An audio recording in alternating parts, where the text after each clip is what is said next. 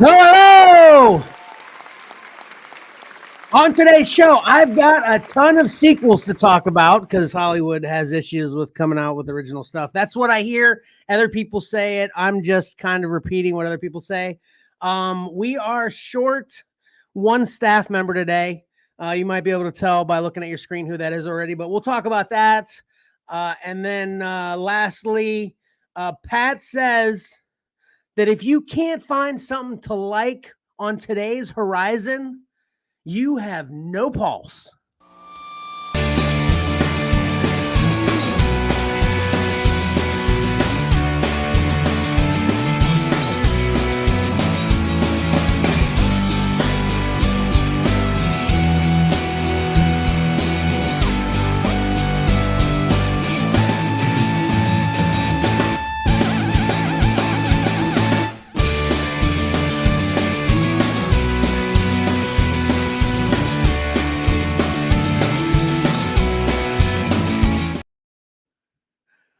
Welcome to your favorite live streaming geek culture podcast, Comics and Collectibles in the Crawl Space. I am your fourth or fifth favorite podcasting host, live streaming host, Kevin. But thank God I'm not alone. Patrick is in the room. Pat, you want to say hey? Hey.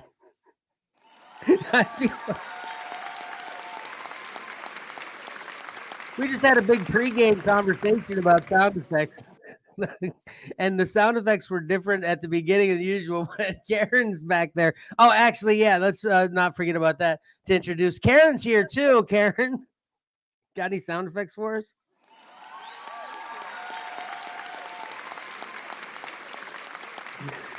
Hey, Pat, don't you wish sometimes that people could just see what we see with Karen? She's out there. She's like pushing buttons in a frustrated way and clicking and swiping. She's all doing it like furiously. That it's extremely animated, and interesting, and fun, but no one else can see it except us, Pat. But you know, yeah, we get a little bit of viewing pleasure as well out of it too. So I guess it's a good deal, right? Right. Man, that intro got so long, I almost forgot about the tease. Got so long, I almost forgot about the intro. I thought I came this close to introducing you because the intro kind of played out that way that I felt like the show was starting already, you know. Anyway, so yeah, so as you can tell, like I mentioned in the tease, that Mike is under the weather, can't be with us today. Get well soon, Mike. And it's not just him; it's a whole household thing. We all can relate to how it goes when someone gets sick in the household. It usually doesn't stop there. So Mike's dealing with that, so he can't be with us today. So that sucks, but we'll survive and make the best of it, right? Yeah, he might be here. Who knows? He might comment, but he's just not. Right, yeah. He's just not up to being on camera and speaking because I don't think he has much of a voice. Right. Yeah. Well, we can hope for that then. Okay, cool. All right. Yeah, you know, we've got a ton of stuff to talk about today rather than the regular stuff. But of course, we'll dive right into the regular stuff, and I'm sure all those other things will come up as we go. Right. That's right. Yeah.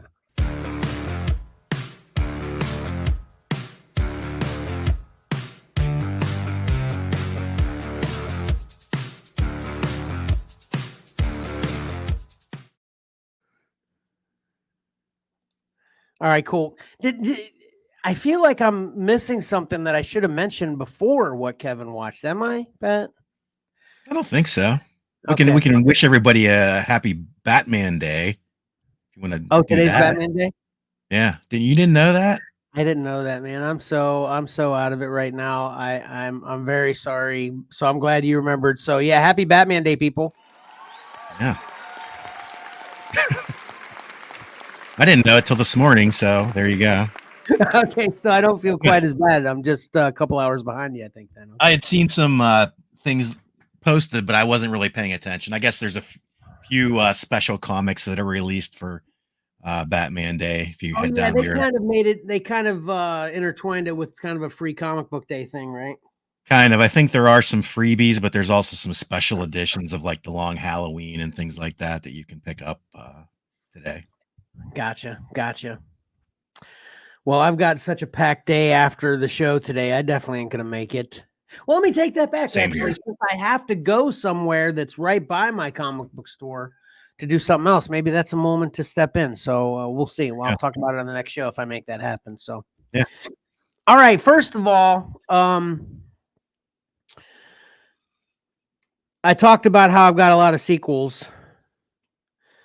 I'm going to start with something different than that. Well, actually, no. I'm going to start with the order of today was a very tough choice for me. I'll explain why after we see everything I've got to talk about. But so I'm going to just start with A Quiet Place, Day One, better known as A Quiet Place Part 3.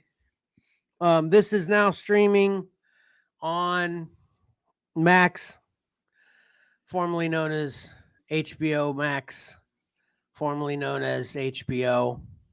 I think I'm getting that right. I think it's I'm 99% sure it's Max. But it's definitely streaming. Hey Karen, can you fact check me on that? As I'm talking, I'm thinking I might be wrong. But anyway, this is A Quiet Place Part 3. Did you see A Quiet Place Part 1 and Part 2, Pat? I did, yeah. And what were your feelings about those? I like them both. I think our whole family liked them both.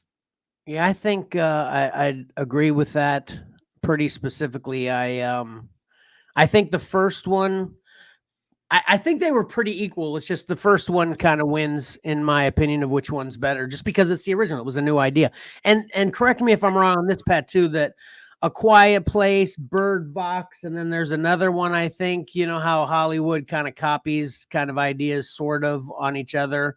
I think A Quiet Place was the first one of that kind of sensory deprived dystopian alien attack, whatever. I think that Quiet Place was the first one of that genre. Do you think that's accurate, Pat? Probably. I'm not quite certain though. Yeah. Okay. Well, let me ask you this, Pat. What did you like better, or what did you like the most about A Quiet Place Part 1 and 2? I'm going to give you options. Okay. The action, and I'm going to combine suspense in that.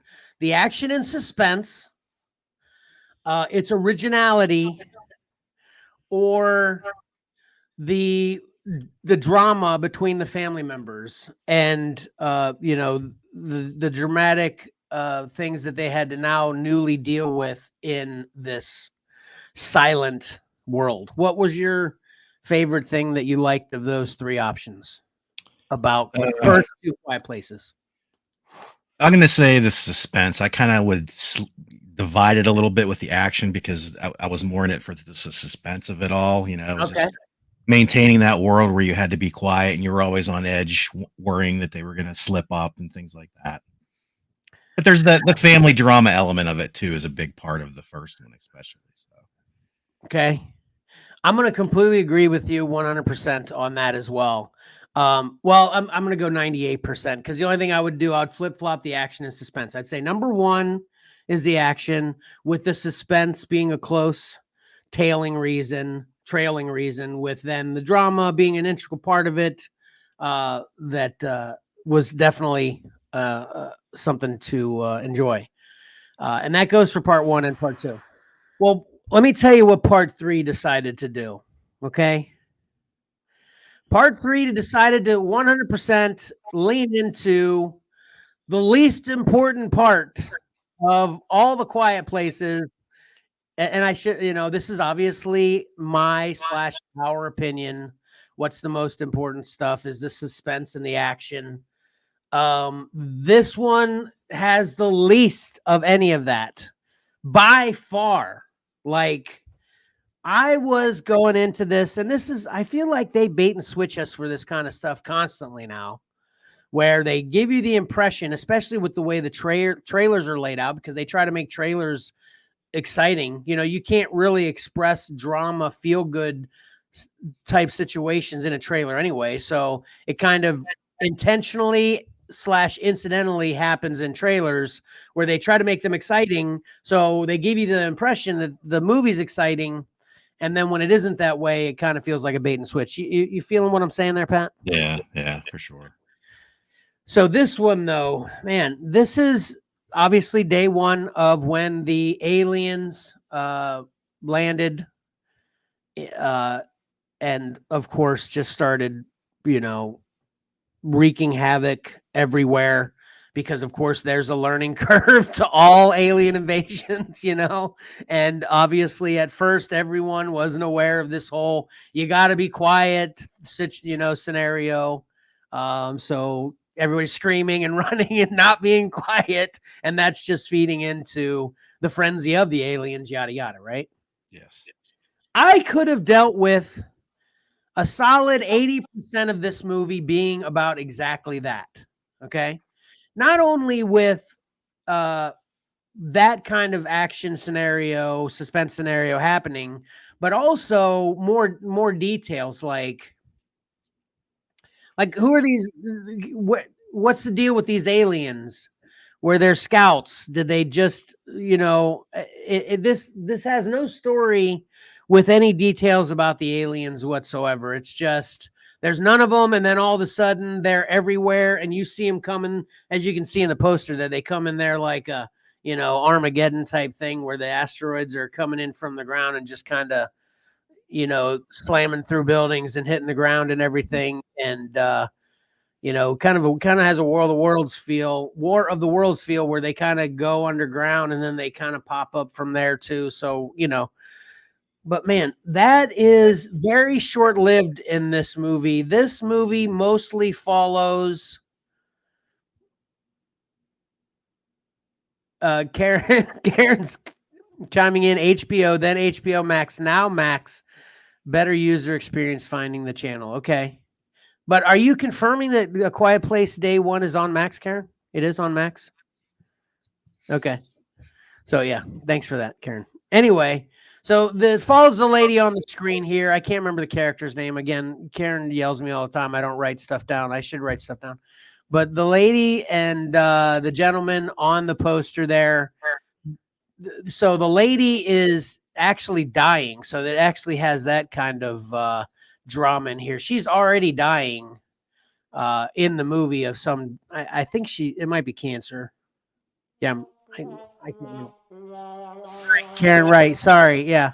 So anyway, she's already dying though, so it's kind of this complicated thing where it's like, why are you going to deal with the angst and running around and trying to survive and stuff if you're already dying? So there's that kind of whole complexity to her situation in particular, But this movie does primarily follow her. This is another survivor she comes across that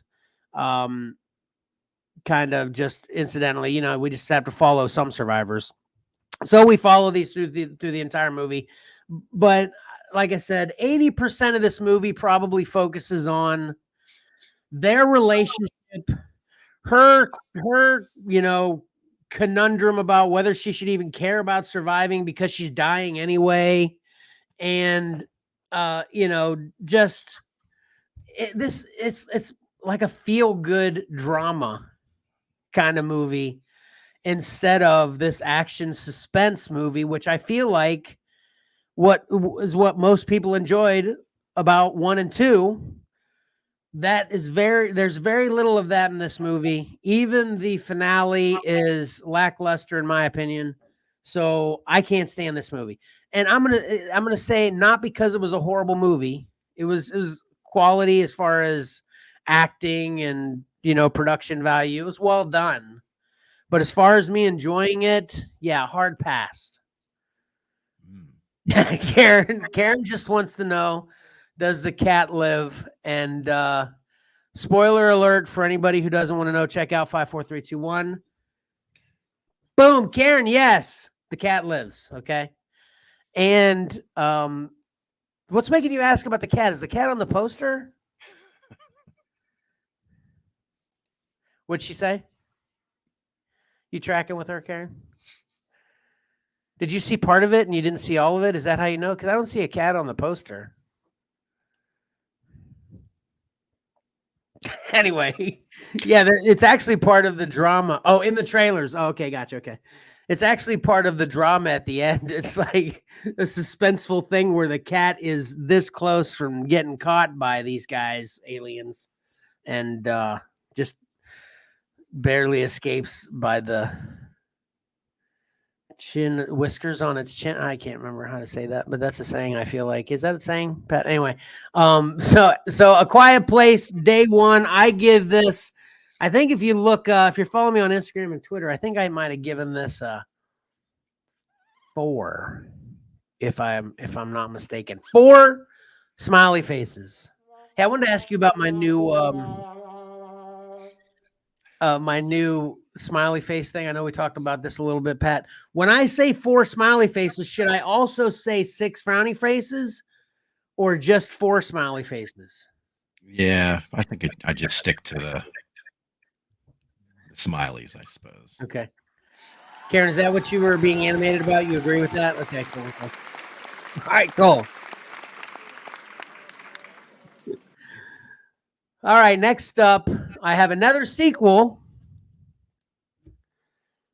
Furiosa, a Mad Max saga, better known as 1, 2, 3, 4, Mad Max Part 5.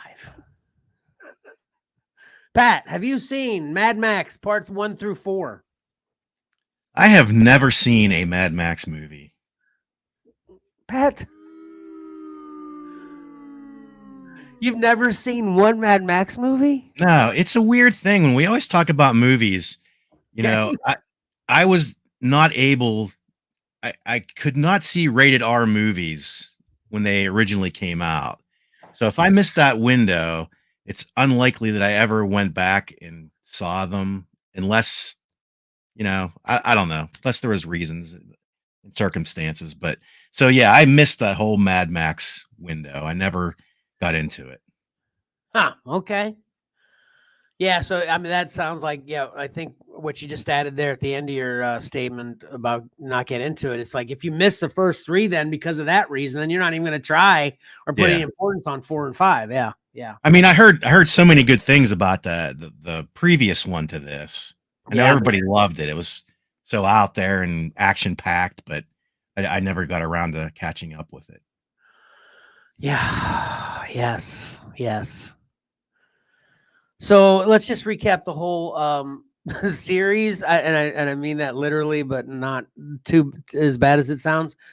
So I thought Mad Max was pretty good. I mean, it's real old school, and I think that was an Australian production, so that shows in a little bit as well. But it was still pretty good. Road Warrior was awesome, and I am a huge fan of Beyond Thunderdome. Although if Mike were here, I think he might bash Beyond Thunderdome because he thought Tina Turner was cringy as the bad guy / girl in Beyond Thunderdome. But I enjoyed Beyond Thunderdome a lot. And I feel like that's a 50-50 split.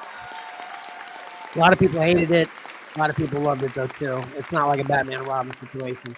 But then, this other Mad Max that when they just kind of reboot, it's not a reboot.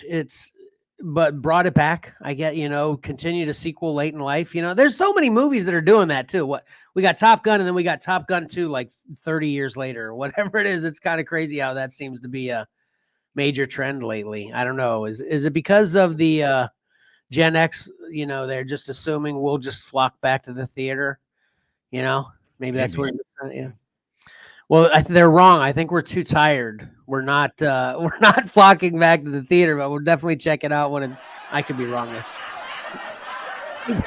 I guess Top Gun made a lot of money though, Top Gun 2. So good for them.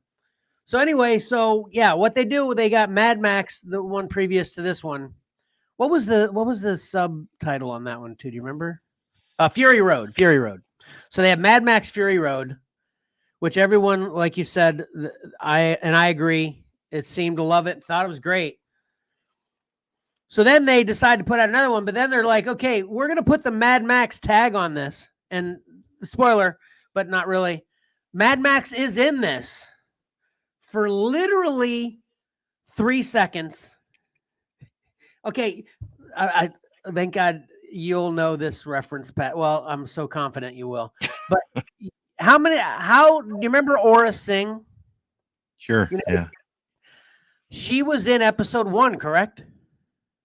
Yes. For how long? Not very long. Probably more than 3 seconds, but not much more. Yeah. But you just got to see her. They just panned. It's like they panned the camera back so much. You got to see that Aura was watching the pod races, right? Yeah.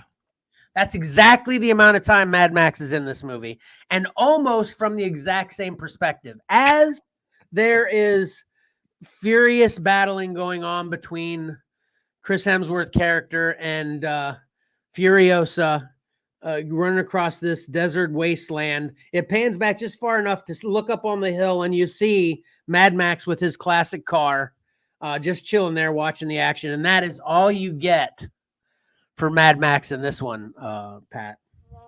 Was he in the previous one? Oh, yeah. Well, okay. Yes is my answer to that, okay? Okay. But I'm not a huge investigative reporter because I got a family and kids and a business. I got more important things to do, so I don't really invest that much time. But I did see a controversy, for lack of a better way to describe it, on whether the main character, what's his name, Venom? What's Venom's name?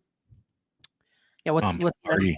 Yeah, Tom Hardy. So Tom Hardy is Mad Max in Mad Max Fury Road. Oh, okay. Okay. Is what I say. Okay, but other people are saying that he's not Mad Max. I don't know if you've never heard this before. You're hearing this here first. Okay. You didn't see Road Warrior though. So in Road Warrior, there's this little kid.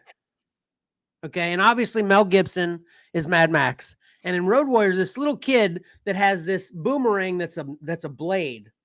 So he walks around with this super thick leather fur glove. And that's his weapon. He throws a boomerang and it cuts people's heads off, and then it comes back to him and he can grab it because he's got a super durable, tough leather armor glove, right? Right. So the scuttlebutt is, like I said, if you've never heard this before, this is pretty crazy. And I'm talking to the audience now because I know you've never heard it before. All right, Pat. But that little kid is Tom Hardy. Okay. Is what I've heard. Okay. Because obviously these are sequels, supposedly. So Mel Gibson's Mad Max is old. Like literally in Beyond Thunderdome at the end, they're talking about Mad Max as if he's dead. In the final scene of Beyond Thunderdome, Okay. But so when Mad Max was back as Tom Hardy or whatever, but that's the way I looked at it. But I guess I'm wrong that Tom Hardy is the little kid, so take that for what it is. Okay. But anyway, that character, either little barbarian kid or Mad Max, is in this for the same amount of time. Aura Singh is in episode 1. Yeah, Karen, Mel Gibson is not in Fury Road. He died in Beyond Thunderdome. Well, we didn't actually see him die. He just they talk at the end as if he's dead. So anyway, the interesting part of this sequel to me is exactly what I just said. They call it a Mad Max saga, and there's no Mad Max or no Tom Hardy as whoever he is in this. It's all about what's her name? Charlize Theron's character, Furiosa, which I don't know. And again, I'm not in all the chat rooms, Reddit, whatever, talking about who wants what in the Mad Max saga. But I don't know who wanted the history of how Furiosa came to be, because basically Furiosa is a big part of Mad Max Fury Road. Okay. But that was what I got of Furiosa was fine in Mad Max Fury Road. She's great. She's a pretty cool character. But apparently someone making decisions said, you know what? Everybody wants to know how Furiosa came to be in Mad Max Fury Road. So Furiosa Mad Max Saga is a sequel that is a prequel to Fury Road. Okay. All right. Okay, now that we got all that out of the way, what'd you think about Furiosa? Doesn't sound good. It's actually not horrible. Okay. It's actually, for the Mad Max crazy ride that you described from Fury Road, if you're into it for just that, you get tons of that. So there is that. Okay. But I thought overall the story was stupid and I didn't care. Okay. So I'm giving it a mixed review because of that. Okay. I'm giving it 5 smiley faces. Okay. Because I would say the action and all the stuff you want from Mad Max, you get that. So, and that's really well done. So I'd give that like a 7. But then the story's stupid and I don't care about that. So I'd give that like a 3. So I'm compromising in the middle with 5 smiley faces. Is that fair, Pat? Yeah, I think so. Okay.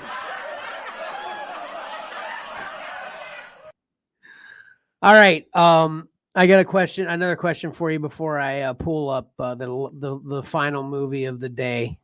Pat, what's your favorite Civil War? Captain America: Civil War. Captain America: Civil War. Okay. Not the North versus the South. United States Civil War kind of thing. No, not that. Nah, yeah, Captain America: Civil War. America Civil War. Yeah. I agree with that. Because we got another one.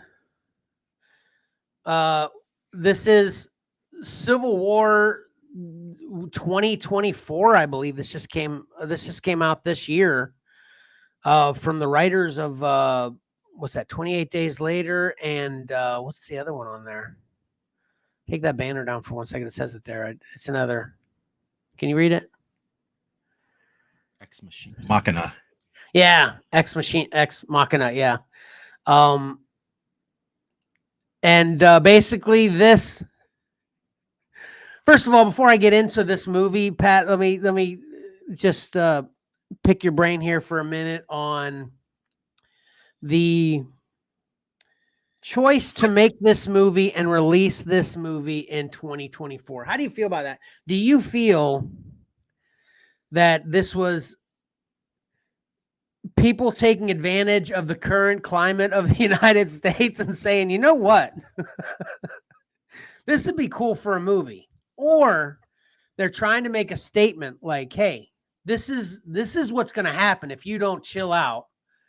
Or they're trying to point out people's, look at how much of an idiot you're being. This is you, point left and right, point in all directions. What do you think the thought was to putting Civil War out in 2024? Yeah. Seems like a little of both, I'd say. They're certainly taking advantage of the current climate, I would think. Karen just asked me where I watched this, and Karen, I'm 99% sure I watched this on Paramount Plus.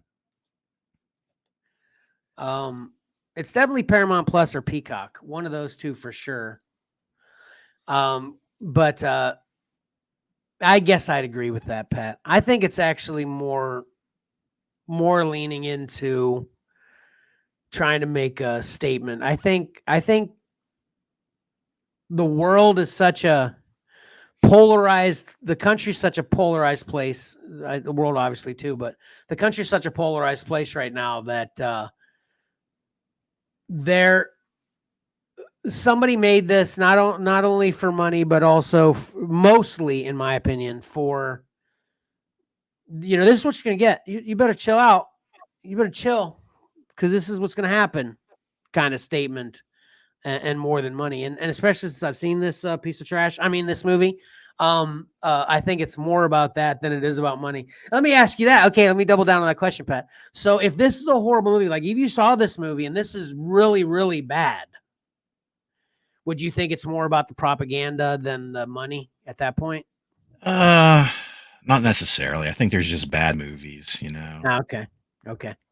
I feel like it's a little bit more about the propaganda because it's trash. Let me say that I remember seeing like the trailer maybe like one time, and it totally did not interest me at all. Okay. Totally interested me. Oh yeah. Because I wanted, I love to, that's one of the things that I think is so frustrating about modern day America. It's like, I want to know what so many people think, especially if I disagree with them and I, kind of have some kind of back and forth dialogue. But that's part of one of the things that is kind of seems to be taboo in this country now, so whenever I feel like whenever you get a movie made, you're really getting someone else's opinion, agree or not, of things. I'm interested in that, Yeah. Karen, it says Max Hulu. Put that back up again.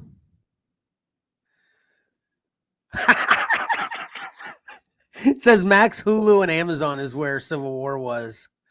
So literally, I named two of my 5 streaming services that I was sure it's on, and they're the only 2 that it's not on. Is that what you're telling me, Karen? You can probably like pay for it on Amazon. Oh my gosh, it's everywhere. And Apple. Well, so like Apple and Amazon, can't you like buy movies on there? Yeah, but like on Max, you can see them as part of your subscription or whatever. Right. Yeah. Exactly. Yeah. So anyway, getting into Civil War, here's what I have to say about this. Besides for all that, let's move on from all that garbage. That stuff makes me so mad. I just refer to it as garbage and don't even want to discuss it anyway. Which obviously, if anybody's familiar, and you too, which obviously, if anybody's familiar with our live stream, if you didn't know already, now you know that. That's why we don't discuss, because it's disgusting to me personally, especially. So anyway, Civil War, you said you saw the trailer and you said it didn't interest you, but do you remember? Pretty action-packed trailer?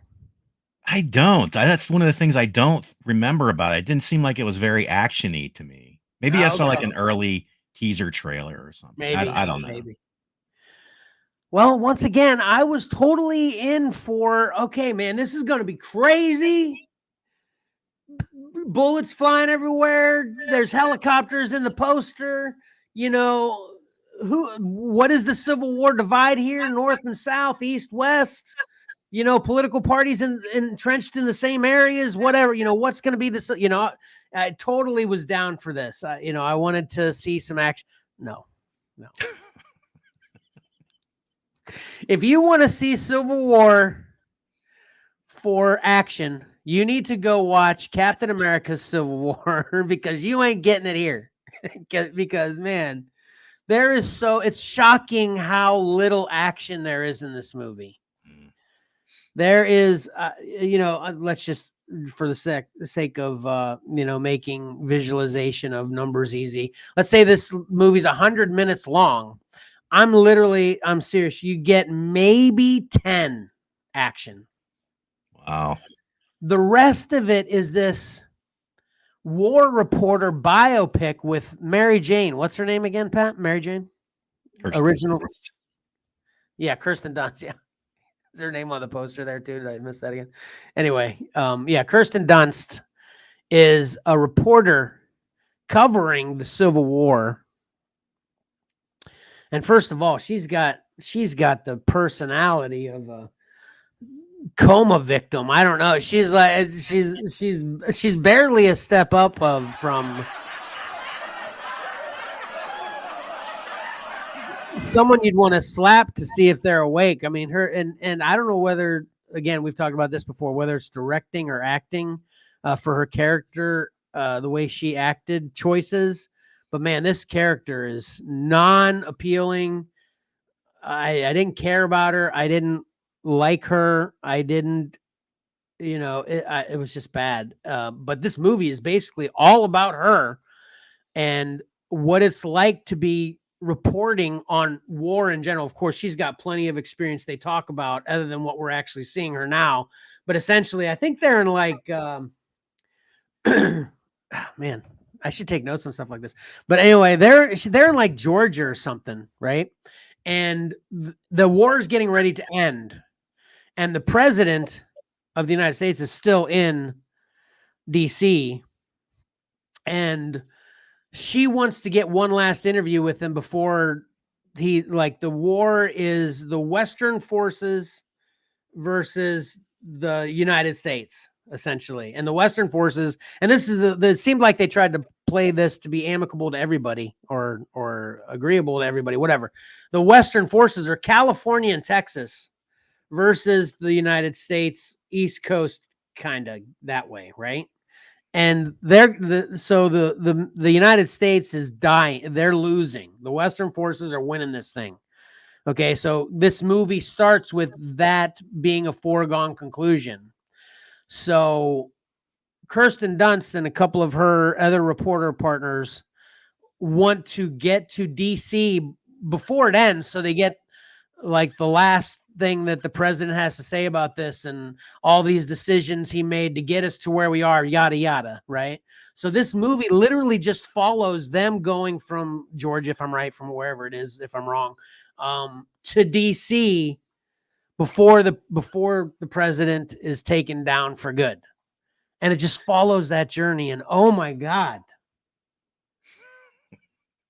It is so I wanted to go to sleep like a bunch of times, and I think I think it took me 3 sittings to watch it.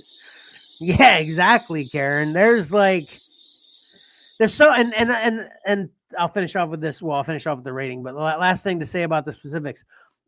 Not only is there so little action that when there is action, it's done poorly. So man, it's like, man, I can't not recommend this movie more. Like, literally, they should just pretend this movie doesn't exist for anyone that wants to make a modern Civil War type era movie and just do it right later, because I thought this was a train wreck.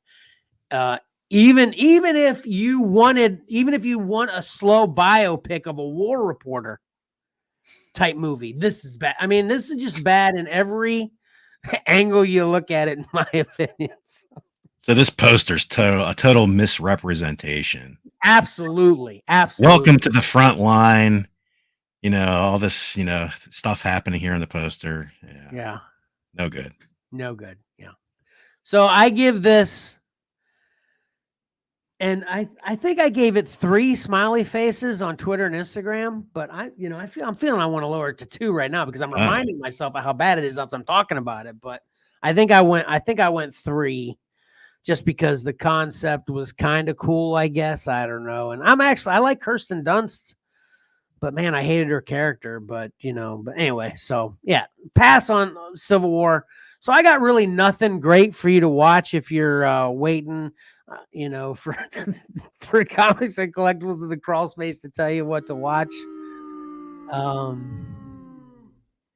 I even watched another big one too, or pseudo big, Uglies, which I don't even want to talk about that. It's bad. I'm in the midst of I'm going to finish up Lord of the Rings, the Rings of Power, and talk about that next show. But man, not a lot of great stuff, Yeah. Oh, but man, I even missed my own joke. I was making a joke about how this Civil War was a sequel to Captain America Civil War, which is a sequel to United States Civil War.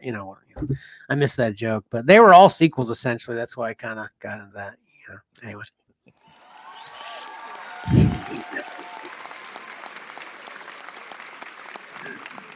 Oh, thanks, Karen. Appreciate it. Thanks, studio audience. All right. Hopefully we get some good stuff from what you have today. You're filling some pretty big shoes. Are you ready to fill those big shoes, Pat? I'll try my best. All right. One thing you... Oh, wait. Damn it. I was thinking about how much I miss Mike that I totally hit the wrong thing. Here you go.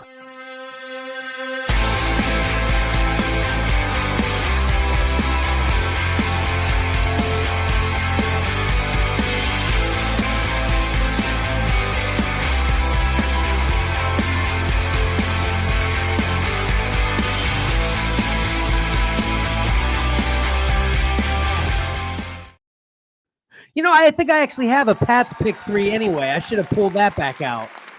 You did the Pick3 on the April Fool's show, right? I did, yeah. So, man, I should have missed opportunities. What's funny, too, is I just put up the Pick3 before the intro accidentally, but you were totally tracking with me, I think, because you were starting to talk about it. Is that what happened? Well, I wanted to do the classic Mike move of to start talking right before you went into the intro. Dadgummit, another missed opportunity. All right, here we go. Sorry. Yeah, so here we have, and this was a combined effort. Mike, before he went on injured reserve, had already picked 5 covers, sort of. We'll get to that when we get to it. Okay, that's awesome. So here we have 10 covers from a list of, I believe, 571 that will hit shelves this coming Wednesday, September 25th. Let's run through them. Action Comics, number 1069 by Jose Luis Garcia Lopez. Absolute Power Task Force 7, number 7 by Stephen Platt. Amazing Spider-Man 58, John Romita Jr. Detective Comics 1089 by Gillum March. Namor 3 by Alexander Lozano. Universal Monsters Frankenstein number 2, Mike Del Mundo. Uncanny X-Men 3, Michael Cho. Werewolf by Night 2 by David Mack. Wolverine Revenge number 2 by Juan Ferreira. And Zatanna Bringing Down the House number 4 by Nicholas Scott.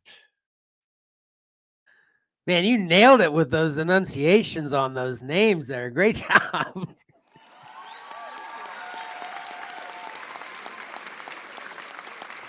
I want to remind me so I don't forget, because I'm classic forgetter. When we're done with this, I want to guess which 5 Mike submitted and which 5 you submitted. Perfect. Yeah. All right.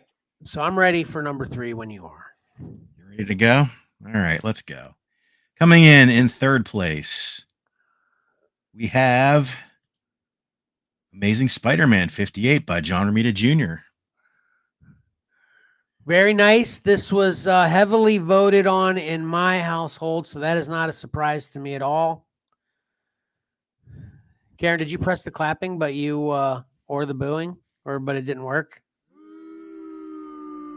Oh, Karen didn't vote for this though. Okay. Did you vote for this? I did not vote for this one. I mean, John Romita Jr. does a great Spider-Man in the Rain, but I think he's done it better previously. So there were some other ones that nudged this one out of my top 3 for the week. Yeah, well, I said it was heavy in my household, but I did not vote for this. I don't believe it was a thought about, but I think I ultimately went against it. No, you did not vote for this one. Yeah. All right. Let's see what came in second place, and that was Zatanna Bringing Down the House, number 4 by Nicholas Scott. What? Karen, you didn't vote for this one? That's surprising. I would have totally checked. I would have put a check mark in this one for you automatically, practically. Right, Pat? I Apparently thought you did vote for this. Huh? You said Karen did vote for it? I thought so. It looks like her initials are on there. But it's so jumbled up, who can tell? Okay. Oh, wait. So how did you work the votes anyway? Did people send them to Pat's or to Mike still, and he sent it to you? I know I sent mine to you direct, but other people go through Mike still, and he sent them to you? I think 1 or 2 people went through Mike. Okay. But most of them got the pick, what got with the program and sent them directly to me. Gotcha. Karen is being so animated right now that it's hard to tell. It's like we're playing charades with Karen saying she 100% did not vote for this. Uh-oh. Well, maybe KR was Kevin. That's one thing with me and Karen have been dealing with our entire life. We're both KRs. Anyway, this is another good cover. Not surprising for me. Heavily voted for in my household as well. So I see what I did there. I used KAR for Karen and KER for Kevin. So Kevin voted for Zatanna. Exactly. Yeah. Nice. The classic KR mistakes happen millions of times. Yes. Don't beat yourself up on that one, Pat. All right. All right. Coming in first. Number one. Karen saying, wait.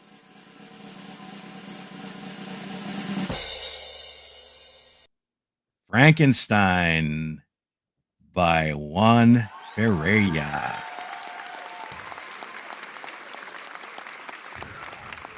Very nice. And just so everybody knows, this is the 1 in 25 classic Universal Monsters variant. Dagger. So, yes. So here's where a little bit of the controversy. Well, go ahead. Well, let's go back. We'll swing back to that, Kevin. If you want to guess Mike's 5 first, if you want to do that. Okay. I'm going with Mike picked. I'm trying to hone in on your thoughts, Pat. Even we obviously disagree a lot, but I'm trying to hone in on the way I think you think, even if I disagree. So I'm going to guess Mike submitted Detective, Amazing, Task Force, Uncanny, and what was the first one? Was that a Justice League? The Hawk Girl? Yeah, Action Comics. Oh, Action Comics. Okay. So that's what I got. Detective, ASM, Action, Uncanny, and Task Force. How'd I do? 3 out of 5. All right. Which ones was I wrong about that you submitted? That Wolverine. Well, Kevin, Mike, whoever. Mike actually had that Wolverine Revenge cover, that homage cover at the bottom there. That was one of his picks. Would you have picked that though? Had he not sent that to you already though? I would not have. I do not like that cover. Oh, really? Wow. Jeez, I love that. And one. He also picked the Frankenstein. Sort of. That's what we'll get to. Okay. Mike actually was going for the color version, which is the I think it's an open order variant. Or maybe it's the regular cover. I'm not even sure at this point. Okay. Well, that's good news for me because that's why I was acting frustrated because I love that cover. If I'm going to pick up Frankenstein, I want to grab that cover. So when you said it was a 1 in 25, it's 1 in 25 just because it's black and white, right? Correct. Yes. Got it. But when I saw the black and white one, I liked the black and white one a little better. So that's why I put that on the pick 3. Gotcha. I think that's fair too. I like them both, but I think, yeah, especially since you're going for that classic scene, the black and white kind of does works better. I agree, but I like them both. Here, both of these were Mike's picks. Also, here's the homage. It was homaging Tales from the Crypt number 41. Totally saw that. Absolutely, that's part of the reason I loved it so much. Yeah. Mm-hmm. And Karen wants me to pick her up, the Hawk Girl. Okay. And the other one that was kind of unique, that maybe a bone of contention with Mike, was he had both these on his list. Sort of, they were sort of down below, but I ultimately went with the Detective 1089. But there's 2 variant covers, and they're connecting covers B and C. I elected not to include C because I don't know any of those characters, and they kind of just didn't look great. But I did like the Batman on the cover of the B variant here. So, okay. So yeah, that C is an odd Detective Comics cover. Right. Imagine having a Detective Comics without Batman on the cover. Well, he gets Batman's cape, but yeah, I guess. And I guess where the line cups is elbow or bicep could be in there too. No, the only reason I couldn't get past his the snow making his cowl look like a beak. I couldn't get past that, so that's why I didn't pick this one. I like it in every way except that. I wish that would be done a little different where it wouldn't quite look like a beak. Yeah. Because I liked it otherwise, but I didn't pick it just because of the beak.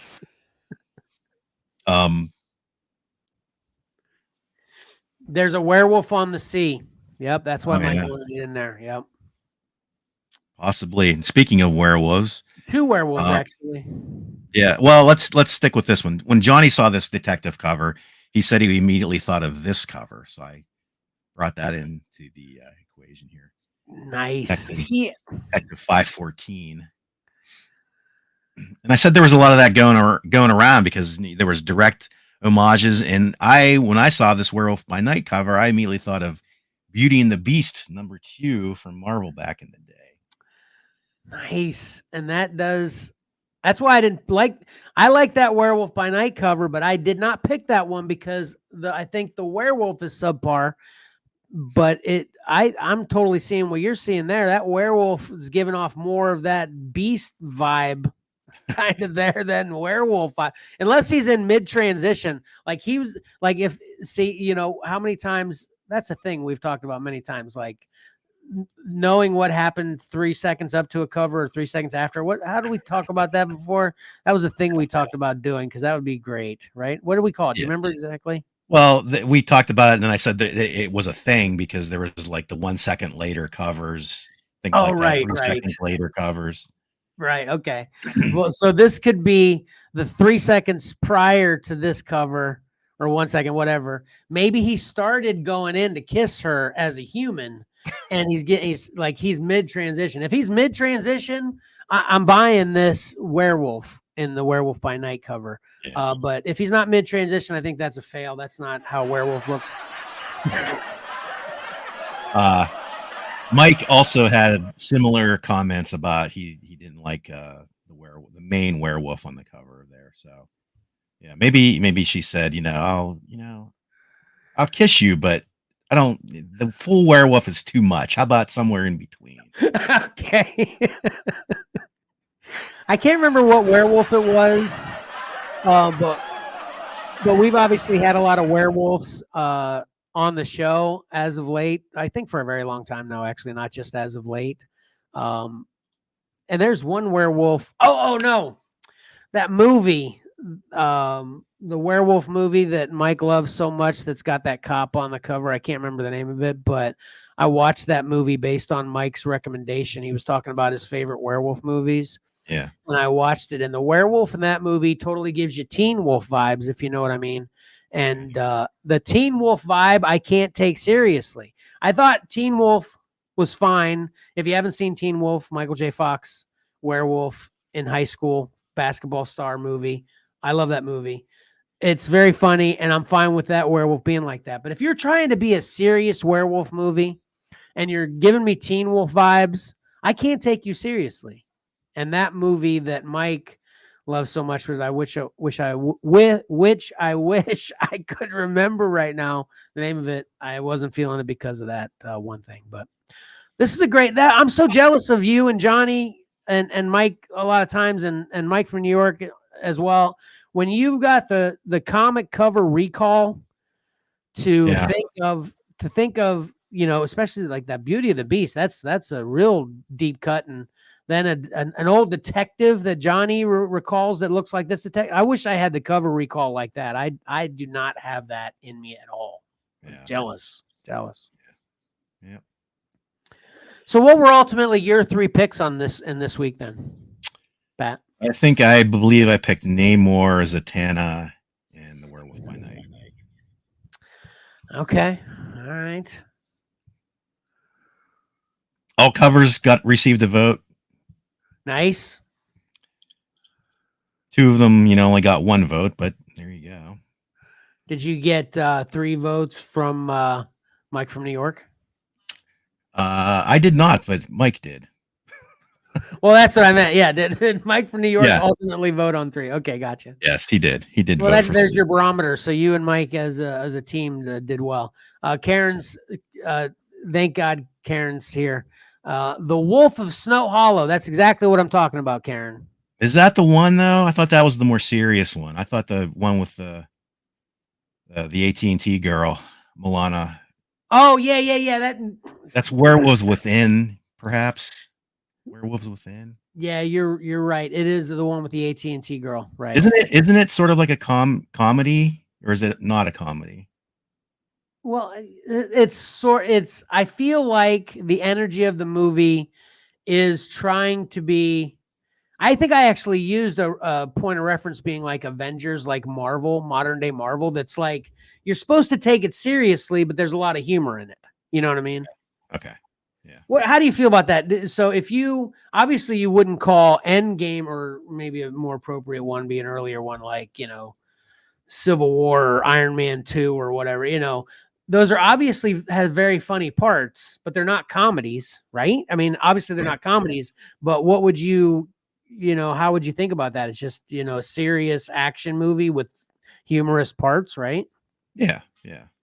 That's kind of how I feel like that I think it's Werewolves Within. It's definitely not How, Karen. I think it's Werewolves Within. Where's Mike? Mike, aren't you watching? Come on, what's up? What's up, buddy? He's gonna comment this later. Anyway, all right. But you're right. The AT&T girl movie is the one I'm referring to. I'm surprised you didn't pick that Frankenstein, since you kind of trumped Mike's original submission. Just didn't make it. Cut. It was close. I had like 5 that I really liked this week, but it just. Oh, nice. Yeah, I knocked it off. So. Once again, especially when you got all 10 of these up, man, that's such a great mix of covers. I'm going to have to do, I've been saying this for years. I'm going to have to do what I've been saying I'm going to do for years, and just, man, having all these covers would be great, even though I don't collect all these titles, Yeah. I just need to have a collection of that. But anyway, all right. All right, that'll do it. All right. Great job, though. Great job.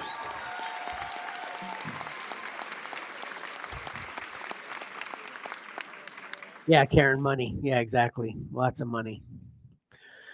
Yeah, I love when you pick up the baton when things like this happen, Pat. Thank you so much for doing that. No problem.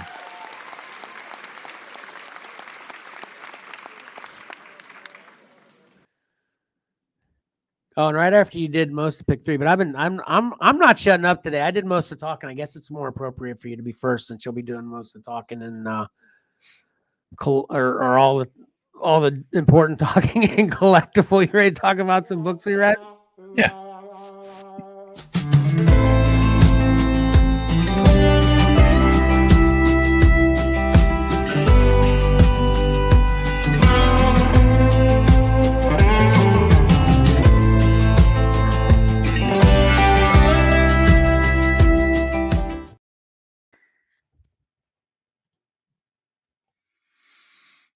All right.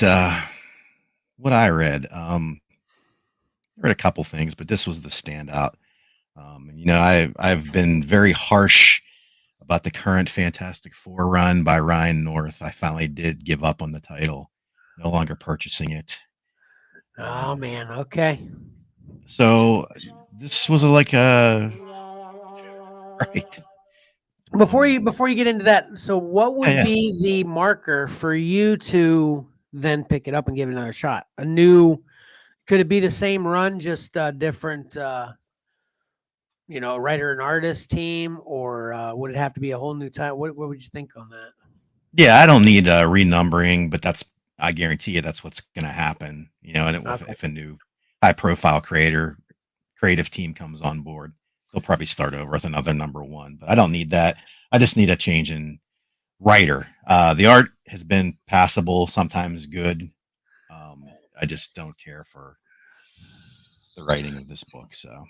Okay, so that brings up the next question. See, this is how I'm on like speed dial today. So so a new art, new group, a new team comes on board, and you're going to get Fantastic Four in a shot. But they do not change the numbers. They don't make it another volume. Okay. Now you're stuck. What are you going to do? How far did you make it in this Ryan North's Fantastic Four? I think like 23, number 23. Okay, so you're 23. Then they get to 30 and they got a new team. You're going to live the rest of your life without having 23 to 30, or you're going to look in the dollar, or 24 to 29, whatever, or you're going to look in the dollar bins. What say you on that? How's that going to affect your life? Yeah, you're exactly right. It would have especially bothered me in years past, not so much anymore, but I would go diving in the dollar bins to try to complete the run for sure. Gotcha. Okay. All right, cool. Continue then. Sorry. Yeah, so we're not here to talk about the Fantastic Four, or are we? Because I'm talking about the Ultimates number 4, which was released on September 4th, coming in at $4.99 cover price. And this is by Dennis Camp, is the writer, and Phil Noto is the guest artist, covered by Dyke Ruan. And this is basically a Fantastic Four story if you couldn't get that from the cover. Interesting. It's the Fantastic Four story of Earth 6160, which is the new Ultimate Universe that's been twisted and shaped by the maker, who is Reed Richards of the previous Ultimate Universe. Wow. Okay. And it gets a little confusing if you're not following along, but in the Secret Wars, the last Secret Wars by Jonathan Hickman, all Earths were being destroyed. They were colliding together, and some people made it off of the original Ultimate Universe, such as Miles Morales, this evil version of Reed Richards. They survived the incursion of the two Earths and were residing in Marvel Earth proper 616. But the maker, Reed Richards, his intention was to recreate his universe in his image, and that's what he did, and that's the current Ultimate Universe currently being published by Marvel, where the gist of that whole thing is the maker, again, Reed Richards from the previous Ultimate Universe, he has gone in and basically taken away key points of history, so there's no superheroes in this universe, only supervillains or people he could bend to his will. And they've used time travel, the Immortus engine is what they call it. That's what Reed used, then Tony got it. But the basic idea is they're trying to go back in and repopulate the superheroes in the Ultimate Universe, while Reed Richards, the maker, is locked away. They have, I think they had 16 months or 2 years maybe to get things right before there's like this time disbursement or displacement where the maker will be able to come back out of this time bubble, and they want to be ready for him. So that's kind of the whole gist of the current Ultimate Universe. Interesting. Okay. Hey, do you think they're playing off of the future movies in the MCU are gonna play off the Ultimates? It's got to, right? I mean, it's well, it's funny you should say that, because the writer Dennis Camp, when Robert Downey Jr. was announced as Doctor Doom, he said, "Make sure you start reading the Ultimates, especially number 4." I knew it. See, that's totally yeah. And I know that this number 4 is actually being solicited for a second printing, so this might be a book to watch out for and maybe pick up. Gotcha. All right. So the gist of this issue, and I have some pages that I was able to grab. It's done in a very unique to most people, but if you're a seasoned comic reader, you've probably seen something like this before, where the story is told in 4 panels per page. Again, 4 panels per page. 4 different sort of not timelines, but different times things are happening. Time. Yeah. But you can read it top to bottom, left to right, and the dialogue flows that way, or you could read it 1 panel at a time across the top, go across all the top rows, then continue to the second row. It works either way. So yeah, I give him credit. He did a little bit of unique writing here, so it works both ways. But it basically deals in the 4 panels deal with sort of the top is the Fantastic Four's origins. The middle is the next one down is sort of their mission into space. The next one is the doom of 6160, sort of watching what happened. And then the bottom panel is Doom's experiments trying to recreate the Fantastic Four. That's what he's been tasked with, because he's able to see using the Immortus engine how things were supposed to be. He knows that the maker went in and sabotaged things for Reed Richards, so it's his task. He's gonna do this.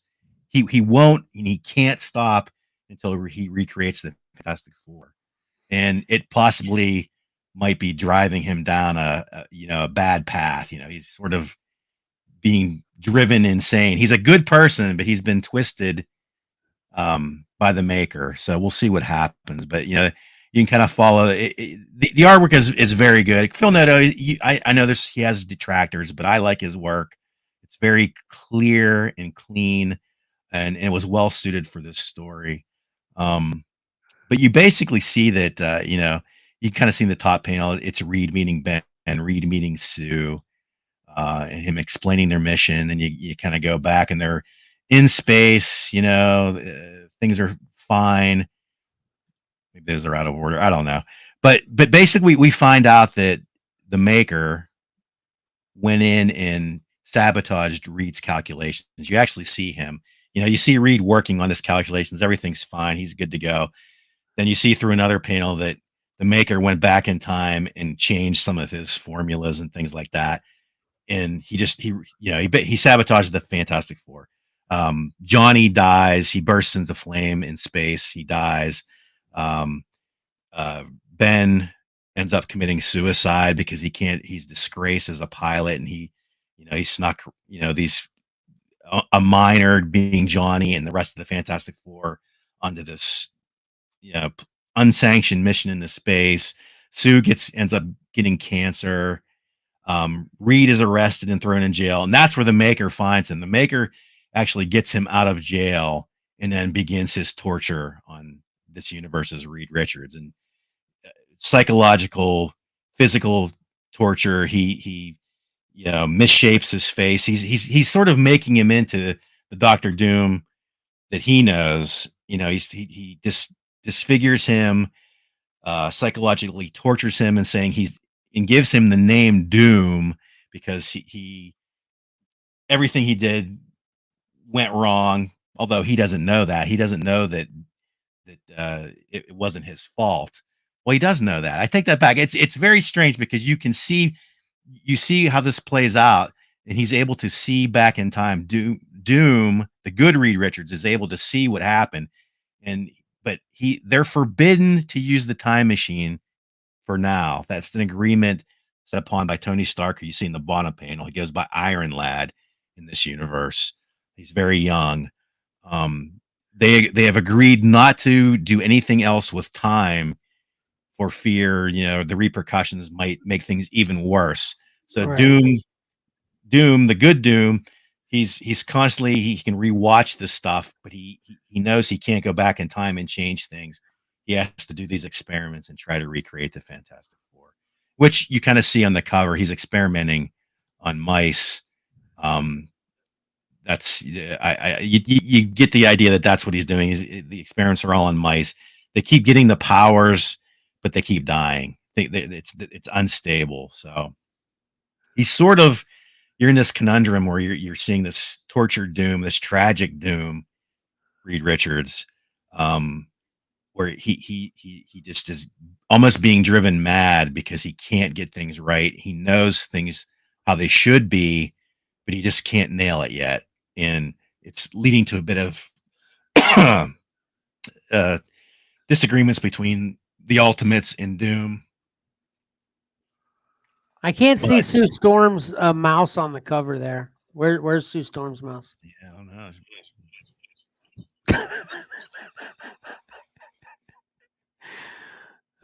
There should be some shade of, some illusion of an invisible mouse. Wait, is that it back there? Wait, actually, is that behind? I think she's right there. She's right up front. She's looking right at us. She's looking right at us? Yeah, she's just invisible.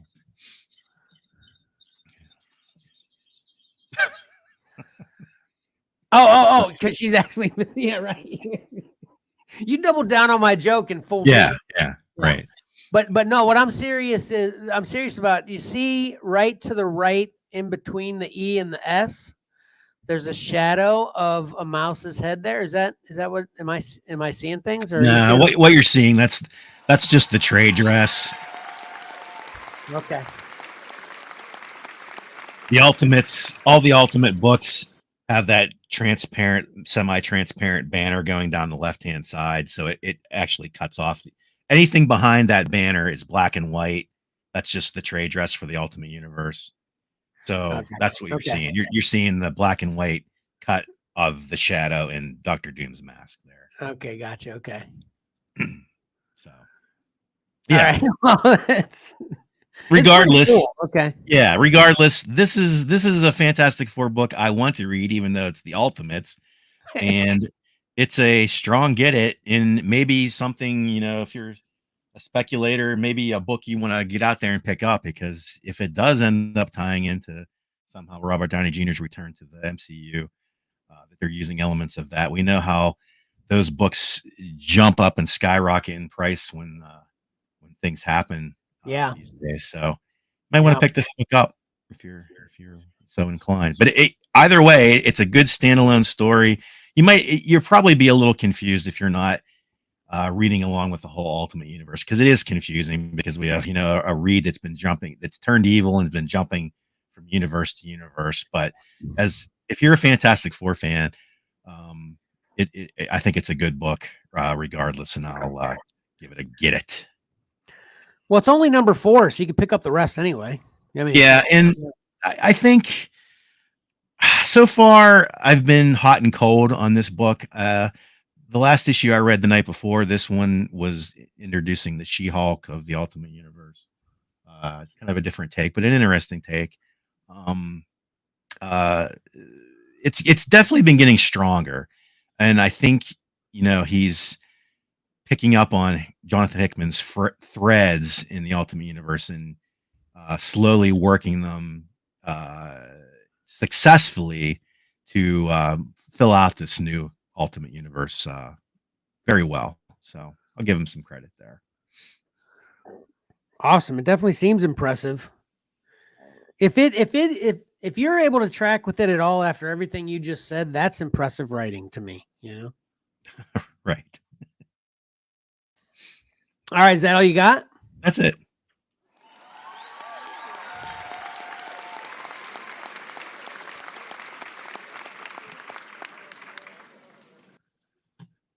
All right, very cool. So I continued my journey of 8 billion genies. Oh, wait. This is actually the cover for number 5. Look at that genie baby. Karen, you like that genie baby? This is actually a B cover, I think. So I just thought I'd pick that one because of the baby. And then this is issue number 6. Again, I'm not reading the singles. I'm reading the hardcover, trade, paperback, or trade hardback. How do you say that? Anyway, I'm reading the collection of all the 8 billion genies, and I'm in I guess chapter 5 and chapter 6, which every chapter is one of the singles. So I don't have the cover from issue 4, which highlighted a pregnant genie. And to answer that question first, Karen was asking if the genie was pregnant. And now you look at the cover of number 5, and there's a baby genie. No is the short answer to your question, Karen. The long answer is, and it's interesting because there was no pregnant genie in number 4 at all, but they highlighted that one on the cover. They seem to be foreshadowing, it's hard for, because I don't have the singles. I'm just picking covers that I search up to highlight while I'm talking about different chapters of a trade. that it seems like maybe they were foreshadowing the next issues in the covers for 8 Billion Genies, though, when they originally put out. That would be my guess as to why it's that way. But basically, 8 Billion Genies, once again, 8 billion people on the planet, everybody gets a genie, everybody gets one wish, then their genie disappears. Until that wish, they make that wish, their genie's chilling with them, and they got a little buddy to hang out with, which is kind of a cool concept too. I had mentioned that before, that part of the story that's cool, a cool idea to me, is just having a genie that chills with you and floats around. And sometimes you can even ask the genie for stuff, and they're pretty nice. All the genies are nice, but you can ask the genies stuff sometimes, and they'll just like do you a favor. I guess it's not even really a wish. I'll highlight one example of that here shortly, but I just wanted to cover in specifics the pregnant genie. We're in a tavern that's a safe zone with all the craziness that is the world, because everybody's got one wish. So it makes the world a complete mix of nightmares and dreams at the same times. That was a Stephen King book, Nightmares and Dreamscapes. That's a good way to kind of describe what a genie world like this would look like. You don't know what you're getting no matter where you go. We're in a safe zone bar. That's where we ended in issue 4. And there is a couple, an Asian couple. And I don't know whether I ever mentioned it before, but the Asian lady's pregnant. And her husband actually used his genie to become this super powered G.I. Joe action guy with great armor, kind of a Batman-y type character, Iron Man-y type character. I can't remember. I may have described it one way or the other, but he's kind of like that. He's just got all these gadgets and armor that he's like super tough. That's what his wish was. So he could leave this safe haven bar and go on a different mission, which was issue 3, I believe, and survive the outside essentially. Well, his wife the whole time has been pregnant, and basically it's her genie that you see on the cover of issue number 4. And it is just, I guess, to make her feel like she's like her. The genie just gives itself a visual of being pregnant because she is pregnant. So as her belly grows, her genie's belly grows. Well, then to double down on this now, getting into issue 5 now, the Asian lady has her baby. And this is something that you didn't even know you wanted to know. But they give us this new information that we didn't even think about. At least I didn't. But once the baby's born, a genie is also born, because that is another human being. So that human also gets a genie. So there is a baby genie attached to the Asian couple's baby. So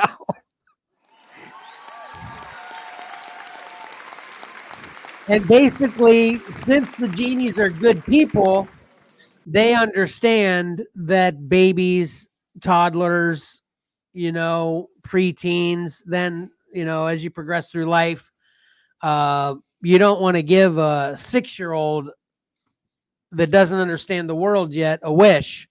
So basically the genies, there is a genie that's growing up with their baby, that the genies will give that child its wish once they are comfortable it has some kind of cognitive understanding of the world. So they don't really dabble into that too much more. Although there's a lot, their years go by in this issue. So it might be issue 5 or 6. They bleed together when I read them both at the same time like this. But essentially between 5 and 6, we're 8 years. We go 8 years ahead in time.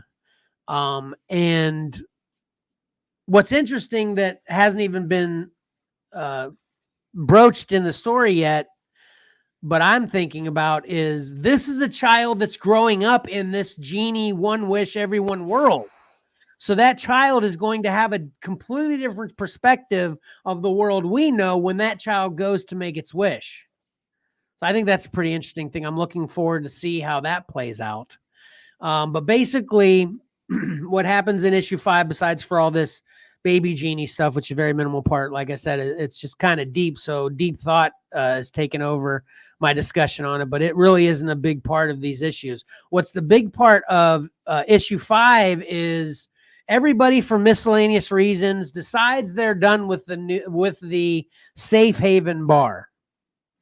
So the Asian couple just decides they need to go somewhere that's more like the world, try to find that place, willing to risk their life to do it. But obviously the husband has these G.I. Joe armor capabilities, so they might survive anyway. But they decide they're going to go find a place that they can give their baby some type of normalcy to live in.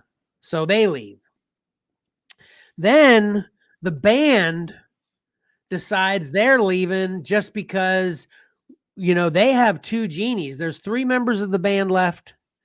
The lady used her genie wish right away to have one of the other band members love her. And then the other 2 band members still have their genies. So they figure, well, let's just take our shot, get out of this bar. It's boring here. It sucks. We don't want to live the rest of our life here. We'd rather go outside and die quick than live the next 40 years in this bar. That's kind of the mentality they have. So they're just like, we're out of here. So they kind of go on this. It really gave me kind of Walking Dead vibes, where they just loaded up with a backpack and a walking stick, and they start just trudging out through the craziness of the world. And also, too, what's kind of starting to happen at this issue, or at this point in time in this issue, is that the wishes are kind of starting to flush. You know what I mean? Like, the craziness that's happened, all the people that are dying, the destruction of the planet, and all the other things you can possibly imagine that would happen if everybody got one wish, are starting to flush themselves out. So it's kind of seeming like it's a more of a predictable calm of craziness, if that makes any sense, And then lastly, we've got the Hispanic couple that the son wished his dead mother, or no, the father wished his wife back into existence, and the boy wished to be a superhero. The boy comes across a new character we get in number 5, where there's this very awkward but genius, for lack of a better way to describe him, character that we meet in issue 5 that has been awkward and he's the idea man. I've jokingly called myself the idea man many times in Xcellar's history. And they actually have a character here called the idea man. And he's been that way since he was kid. And he comes up with like stupid ideas. All my ideas are actually genius. I know, Pat, you wanted to say it. I just thought I'd say it for you. Okay. But all his ideas are dumb. Like what would happen if you tried to make a carrot-powered car? Just off the wall, crazy idea stuff. So we get this. I think the first 4 or 5 pages of issue number 5 are just following this idea man's life from when he was a baby to when he's like a teenager. And then we jump back into where we currently are in the world with the 8 billion genies. And then once the superhero boy is still out looking for, if you recall what I talked about, what he was doing, he's looking for a place to take his mom and dad so they live forever, because if his dad dies, his mom automatically dies too, because she's been wished into existence. She's a remnant. So he finds this place that's called a safe haven. So I keep using the word safe haven. There's many of these bars essentially in the world. And actually, I wanted to correct myself too a little bit. I said the genies have done this many times in alternate universes. No, they've only done it here, but they've done it many times here in different timelines. Basically, when human beings get too big for their britches, that's when the genies come in and give everybody one wish. They ultimately destroy themselves and reboots humanity. But it's all on Earth, just in different timelines, that these genies keep coming around and doing this, right? So anyway, there's a bunch of safe havens too. The boy finds this one safe haven that this idea man is in charge of, and he goes and gets his parents from the bar and takes them to the safe haven. So we've got the Hispanic couple in the safe haven. We've got the Asian couple that are kind of out walking dead in it. And then the Asian couple are out kind of just trying to find a place to raise their babies. or raise their baby, and the band is kind of out walking dead in it. And that's kind of where we get to in issue 5. Not a whole lot of action besides for the baby this story, but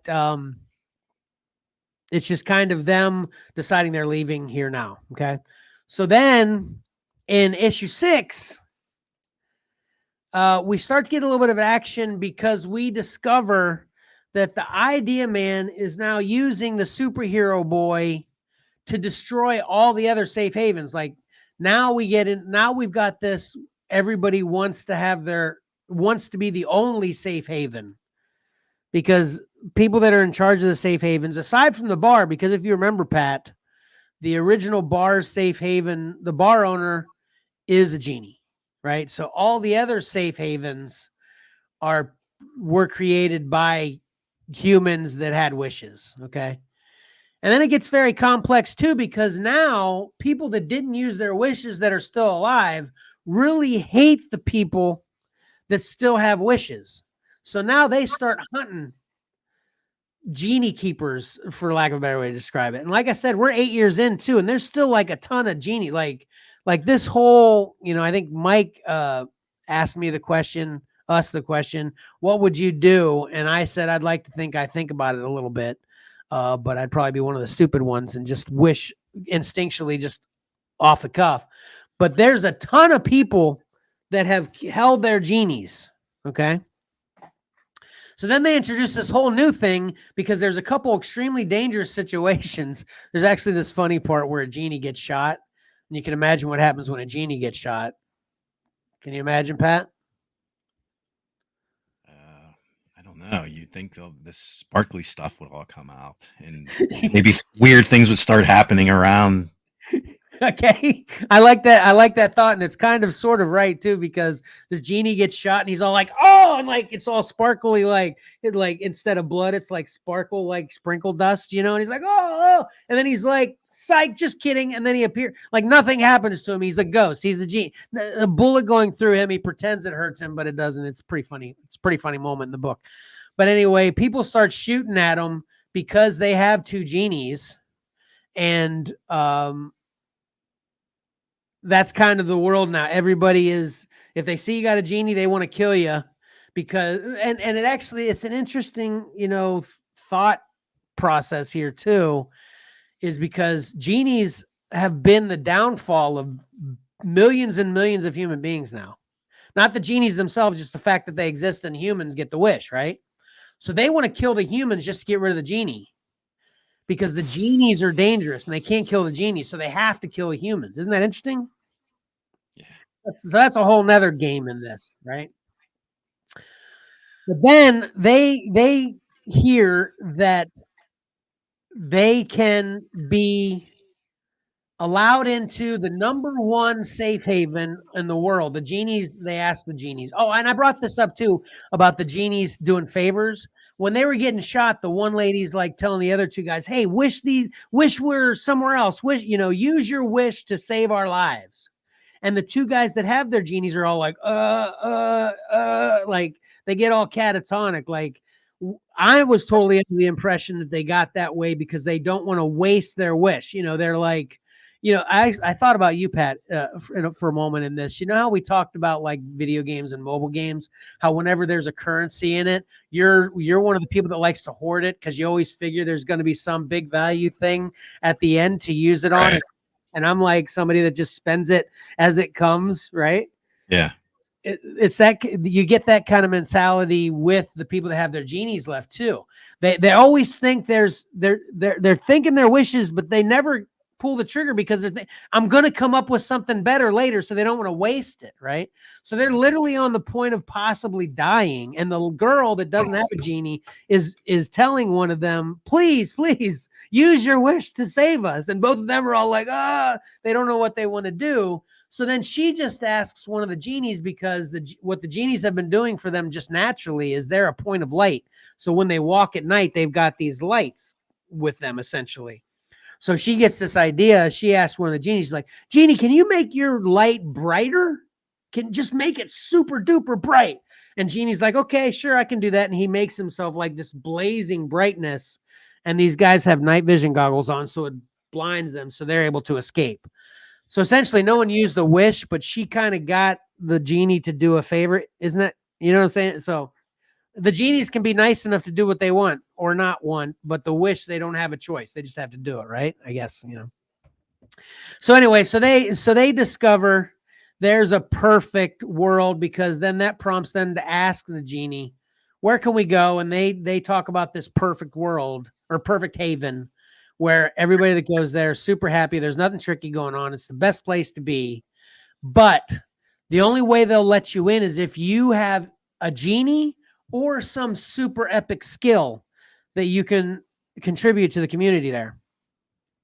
So they decide their super epic skill is, of course, playing music, their band, right? So they start practicing being a great band until you only get one shot at a audition to be a part of this super haven too. So you got to be perfect. So they spend, and that's why this goes 8 years. They spend like 5 years practicing their craft, becoming great musicians for this audition to get in. And the interesting part too is they find this place. This this is totally up my alley. This one lady used her wish to make a safe haven that was totally 80s. Like she wished 1980s to, like, her, let's say her city's Butler. You know, she's like, she goes, I wish all of Butler was the same way it was in 1982, right? So she has this community that's just 1982, like the movies E.T. and you know, they talked about The Thing, you know, all the great 80s movies, and it's this one lady that's in charge of that.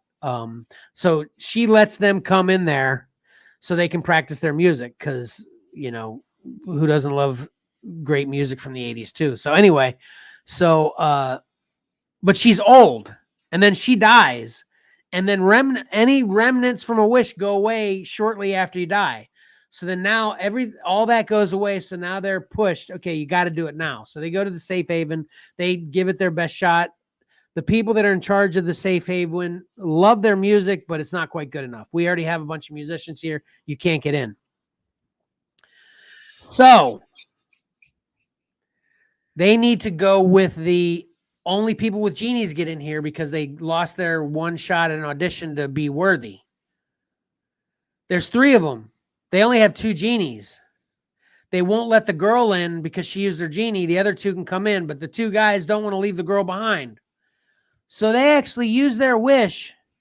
They use their one genie to wish that the other one genie's ability can only be used if the 3 of them agree on what the final wish will be.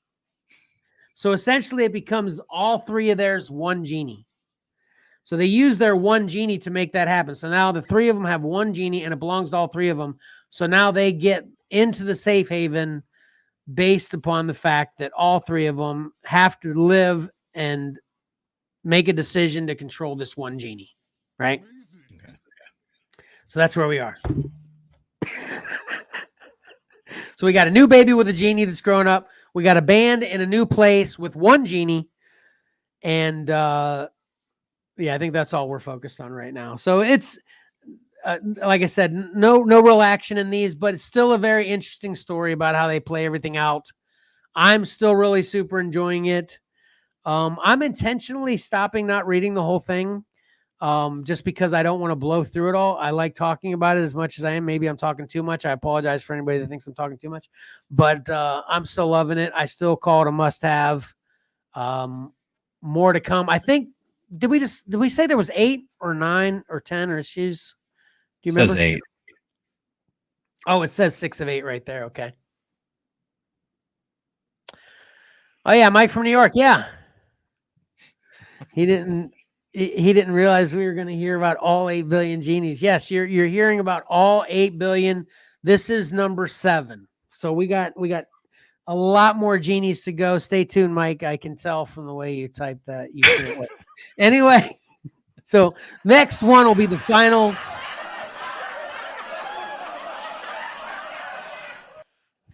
issue. Still a hard must-have for me. So there you go. So I don't.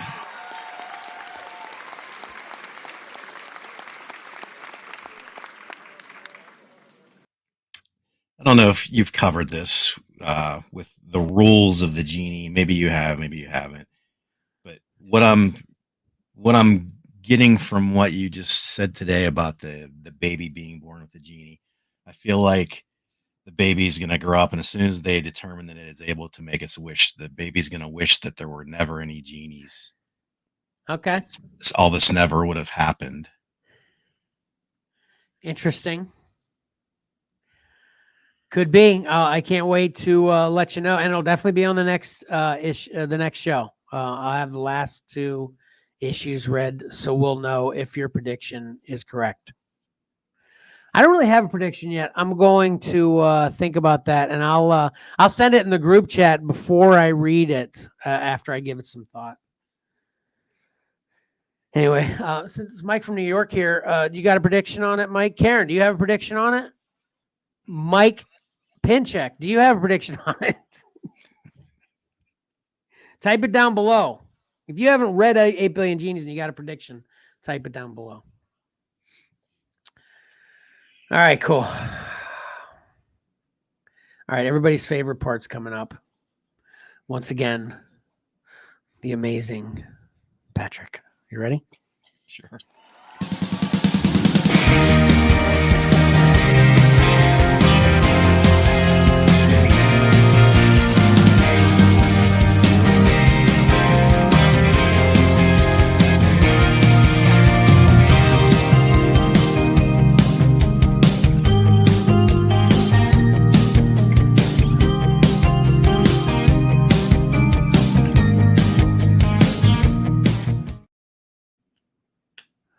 Hey, Pat, I got a question for you before you start. Yeah. Mike from New York, I'm going to ad lib on this. He doesn't have any predictions because he zoned out 4 billion genies ago. Hey, Mike, you need to read it though. I think you'll enjoy it. Although I am pretty much giving away every detail, so it doesn't sound like you're living vicariously. Is vicariously a positive? Like, could you say you're living vicariously in a negative way, Mike or Pat? I think you could go either way. Sure. Interesting. All right. Anyway, I forget what my original question for you was going to be, so let's get into it. I'm sure I'll remember it and interrupt you in 5 seconds anyway. Go ahead, Pat. Okay. Well, it seems like a lot of people are on the same page as me this week because a lot of people in our private group were posting similar things that I was intending to talk about. So it must mean they're good, right? Yes, absolutely. We'll see. So Johnny actually posted about this. We'll start off with this. We all love this cover. Yep. Through Batman 251 by Neil Adams. And when we are aware of how Todd McFarlane and McFarlane Toys has been making the statues based on statues / in action figures based on Marvel stuff. Well, he does a little bit of that DC, but this is not plastic. This is a full resin statue, and they're calling this the Joker Purple Craze 1/10 statue based on the cover of Batman 251. We have a couple shots of it here. The cover come to life in 3D. And Tom immediately pointed out, and it was my immediate thought when I saw this too, is why they made Batman's cape 3D and not all of Batman, because clearly Batman is physically bound to the card on the cover. So it's not a flat image. It's actually Batman on the card. So why did they only make the cape portion 3D here? Looks like maybe it's hard to tell there. Maybe one of his hands or something too, perhaps. You can kind of see it there. Yeah, it's so dumb. It's so man. I mean, as a group collectively, when we're all noting that, yeah. How did the production, the people that decided, making the decisions about this, how did they not have that same thought, Yeah. And I think what's interesting even more is the fact that the ha-ha-ha-has are 3D. Right. You know what I'm saying? Like they thought oh, we need to make these ha ha ha ha's 3D. But a Batman that is obviously on the cover, that is obviously, bound to the card, that's literally Batman. It's not an image of everything you just said. Right. Why they wouldn't think, it's so crazy to me. I'm going to reach out. I'm going to send Todd another email. He's probably blocked you by now, Kevin. Worth try, though. What's your speculation on it, Pat? Money? Just money? Is that what it is? I have no idea. But I think it was a good intentions, but I just don't get that part of it. I mean, the Joker looks pretty good. I mean, he doesn't quite. I don't think they quite nail the Neil Adams look, but it's close. It doesn't look bad. It just doesn't look totally Neil Adamsy to me. Agreed. I agree that. Yeah. 1/10 cover hero again, real quick again. Can you go back and forth slowly a couple times? Yeah. Like that. Yeah. Yeah, it's pretty close, but yeah. Okay. I mean, it's still pretty cool. Would you buy this if money and storage and space were no object? Would you buy it? I mean, maybe. I think at this point that would kind of always irritate me in the back of my mind about Batman not being fully 3D on the card, but yeah, that would definitely stop me from buying it altogether. Definitely, yeah.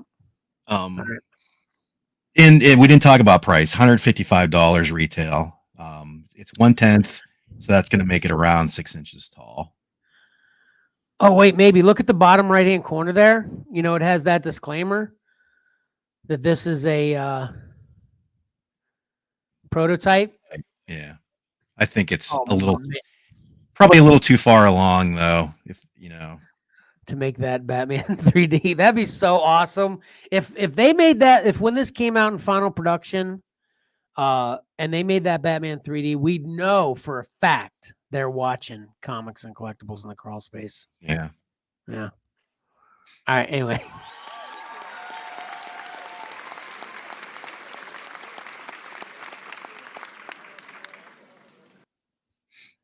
All right.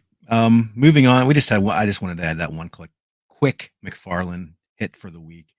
The rest of this is all dealing with the aftermath of Hasbro PulseCon. PulseCon happened last Friday, and if you go back and listen to Kevin's tease at the beginning of the show, you'll laugh and laugh and laugh. So the first thing they started showing was G.I. Joe stuff, and this is Starduster. He's a PulseCon exclusive, $35. He was originally a mail away figure in the Real American Hero line through the G.I. Joe cereal back in the day. In fact, he comes with you can cut out a little cereal box from his pack. That's awesome. It's not the actual cereal. I think it was like Action Star, G.I. Joe Action Stars or something like that, but they couldn't actually use the actual cereal box. So this is as close as they were going to come. That's very cool. All right, brings up the next question, Pat. Did you ever partake in any proof of purchases, all this stuff that they used to do to get any of these kind of exclusive figures back in the day? Mail away. Yes, quite a few, if I remember correctly. Yeah. Yeah? Yeah. Even modern as far as the 90s. I remember when they were doing some Star Wars Power of the Force mail away stuff, like for the Ghost Obi-Wan and things like that. So awesome. Then we'll move on to a wave. This is the newest wave of G.I. Joe Classified. These are your normal $25 find them at Walmart, Target figures. And the lineup includes Leatherhead, Dial Tone, Xandar,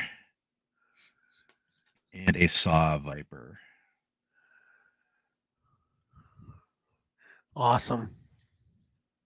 So I think those are all pretty decent figures, especially if you're a G.I. Joe fan. If you're waiting for some of these more classic characters, there you go. Yeah. Yeah. in the Saw Viper, they pointed out, I didn't, I just have the one pick, but his armor and helmet and various things can be configured in so many different ways that he's a good like sort of army builder figure. So that's always appreciated from the GI Joe fans, I think, building out their armies. Move on to Star Wars, and their exclusive for the convention, Hasbro PulseCon, was the Star Wars Black Stap and Battle Droid 2 pack in Episode 1 packaging for $50. Dadgum. $50. I've never liked this vehicle. You like this vehicle? No, I never liked it either. What's it give you kind of like a Wave Rider kind of idea, like because that's kind of how right. Wave Riders are, right? Yeah.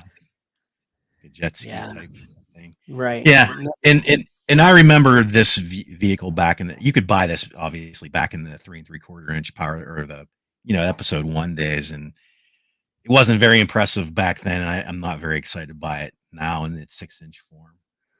Yeah. All right. But yeah, if you're nostalgic for the past, this might be right up your alley because you remember Shadows of the Empire. Yeah. That was a big sort of rollout trying to fill in continuity gaps in Star Wars. And here's the main bad guy in Star Wars Black form. So how do you say his name, Kevin? Scissor. I always called him Zizor. Zizor? On the Hasbro PulseCon live stream, they called him Prince Sheesor. Sheesor? Yes. Interesting. That's another thing that, younger people will never understand the complexities of trying to figure out how to say everything before the internet. Yeah. Right. I don't know if that's official. If you think they would have talked to some people at Lucasfilm or whatever, maybe that's the official way to pronounce his name. But I would have never guessed it was Sheesor. So yeah, me neither. He looks cool though. I actually still have his action figure, just because I did a couple big Star Wars shows on Whatnot, and he's one of the ones that didn't get sold because it sucks. I don't like it at all. But this one looks cool. I think this one looks pretty good. I think they did a pretty good job bring him modern into the 6-inch line. Yeah. And I just have, like I always say, trying to keep the number of pictures down. I just have the in-packaged pictures here. We'll go through the rest of the Star Wars Black 6-inch reveals. We have Clone Commander Bakara. Okay, not a fan. We have a commando droid. I always thought these guys were awesome. They got real human, Remember they? Yeah. I felt like whenever these droids came out, it reminded me of how zombies first started running. Because zombies were so classically slow forever. But then, I can't remember. Was it in the New Dawn of the Dead or whatever it was that zombies started being able to be mobile just as fast and running like humans, which made them even more horrifying. I thought the same thing when these droids, very, flexible and agile, made it was a cool addition to the droid army. Yeah. Dipping into the video game characters, which I'm not familiar with this guy. Dagan Jarrah from Jedi Survivor. I'm not familiar with him either. I have yet to play that game. Looks pretty cool though. Is he missing an arm, or is that picture just bad? He is. He only has one arm. Correct. Huh. Okay. Interesting. It's interesting he has 2 lightsabers and 1 arm. It's the old Darth Maul. I think most of the pics I saw him with was like a joined, and he can separate them. Yeah. How would he separate them though? I don't know. I mean, maybe that's.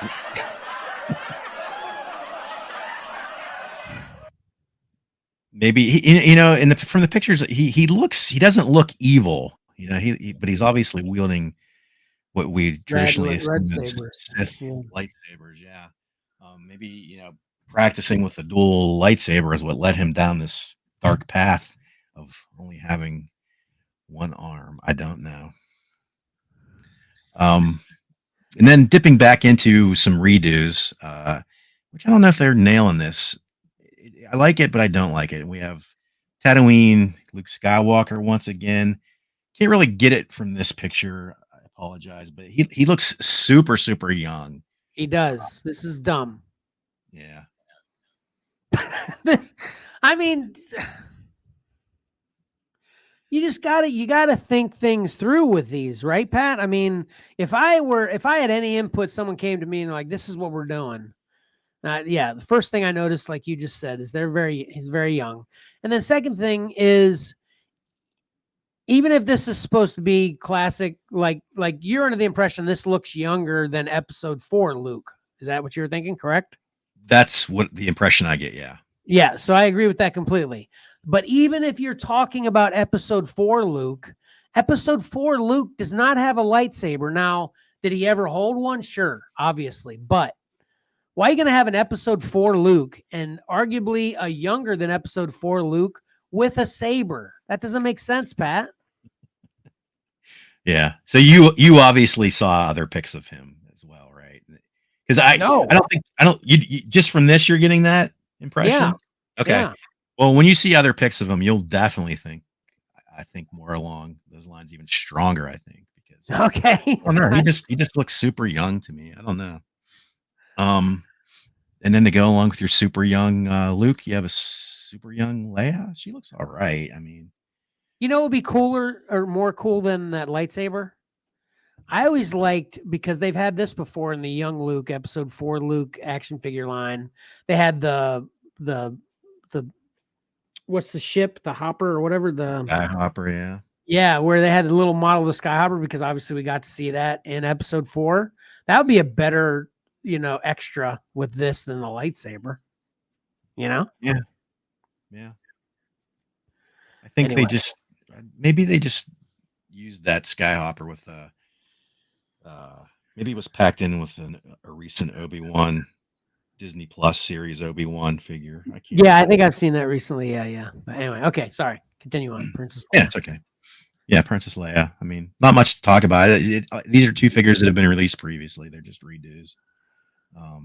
Now all her accessories check out, even though she looks young, it all checks out. That's good. Yeah. Yep. That hood is interesting though. Am I seeing a circle in that? Like you would take Princess Leia's head off to put that on and then put it on? That's kind of how you see what I'm saying? How it's kind of got the collar embedded in the hood. Yeah, that's what it looks like to me too. A lot of times, because a lot of these figures include alternate head portraits. Swapping out heads isn't that difficult these days, and that's probably what's happening here. That's interesting. I like that. Hold the hood in place better. Yeah. Yeah. And one final thing in the Star Wars Black branded items, but not necessarily figure. I don't usually show these, but what the heck? It's the Armor's electronic helmet.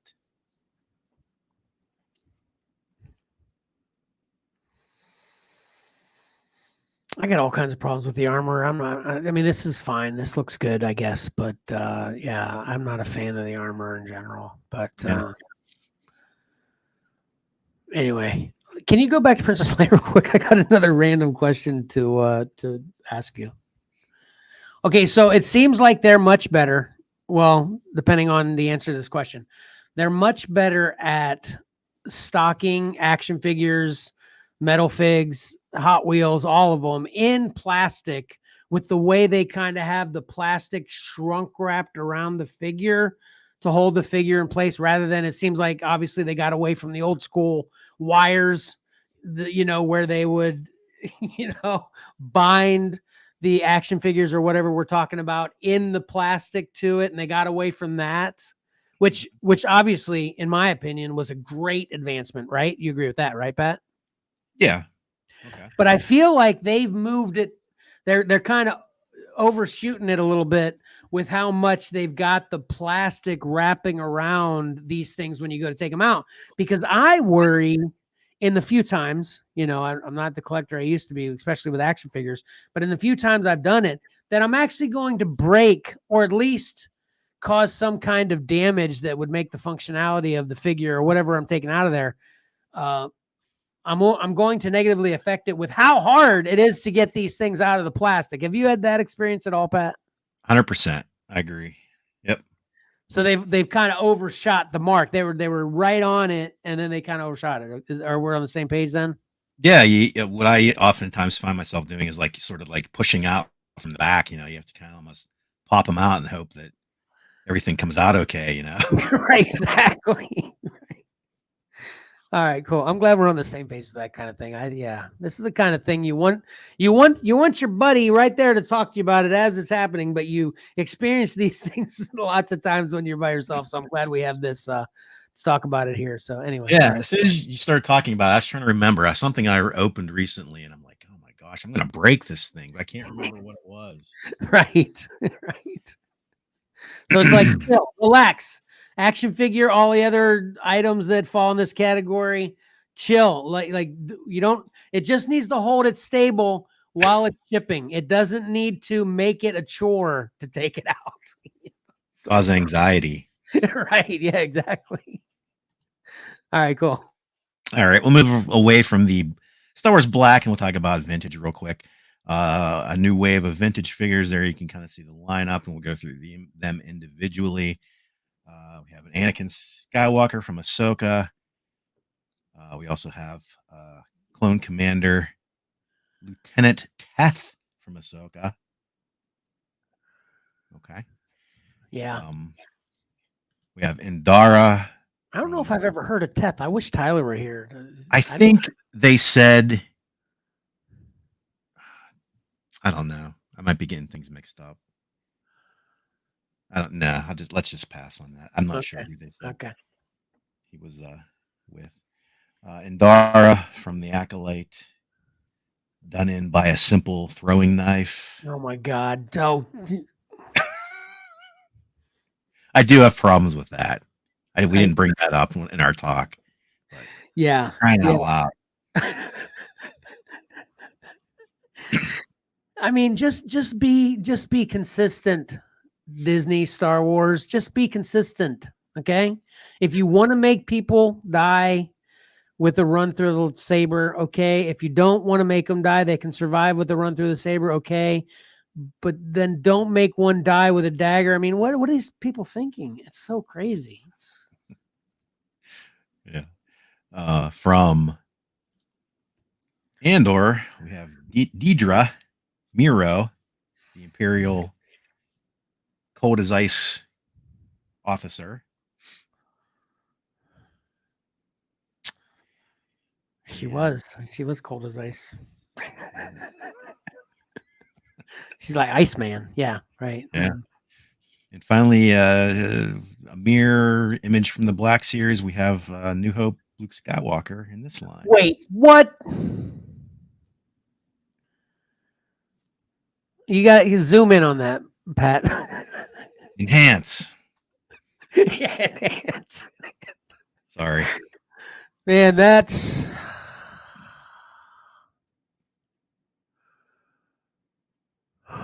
I need to zoom in on that. I mean,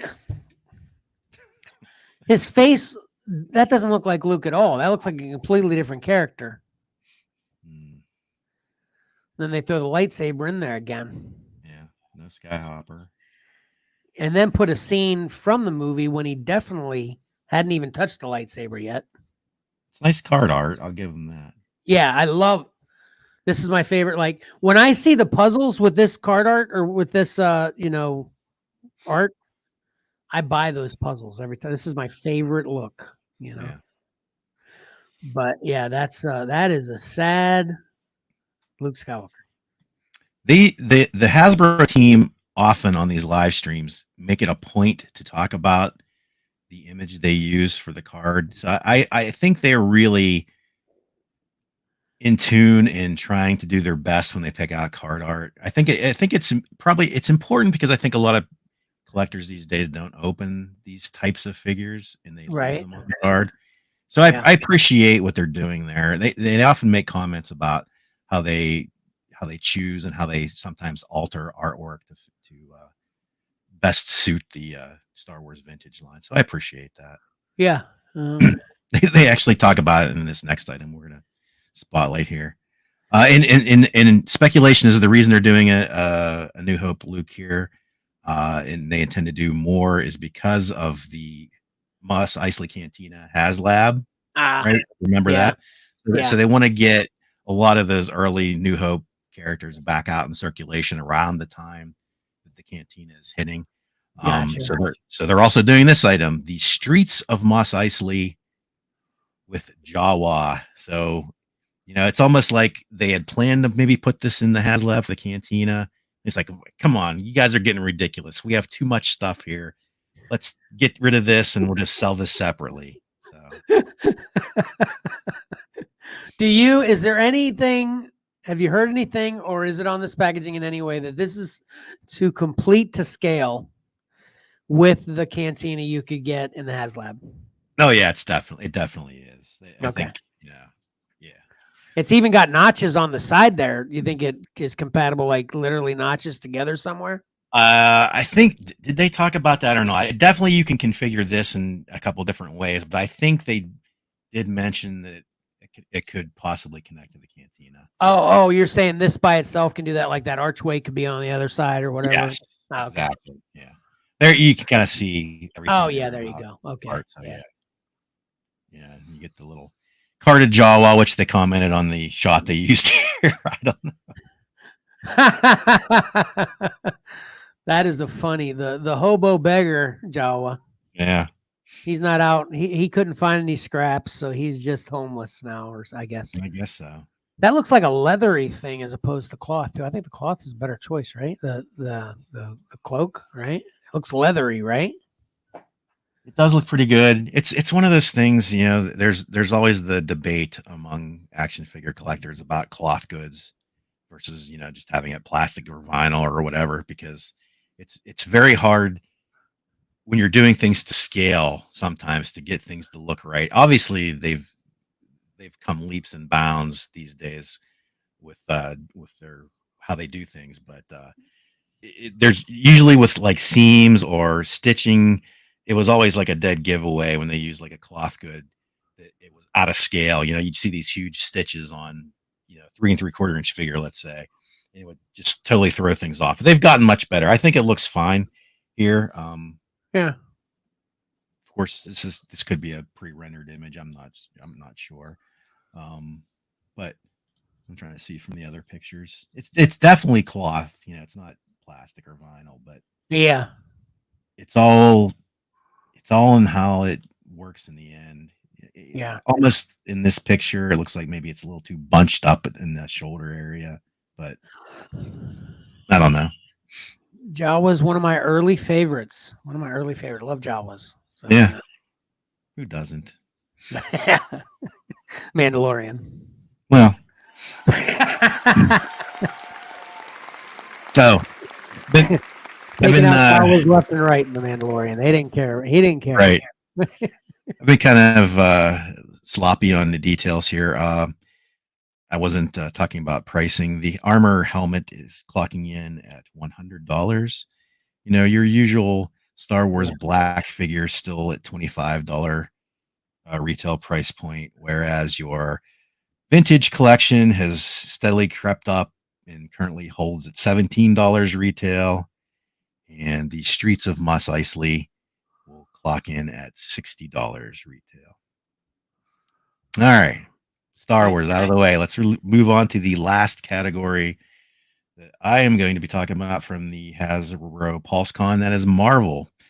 And they showed their exclusive, which is this Kang figure, Kang the Conqueror, with his throne. I love a throne. So you get his throne, you get various face plates.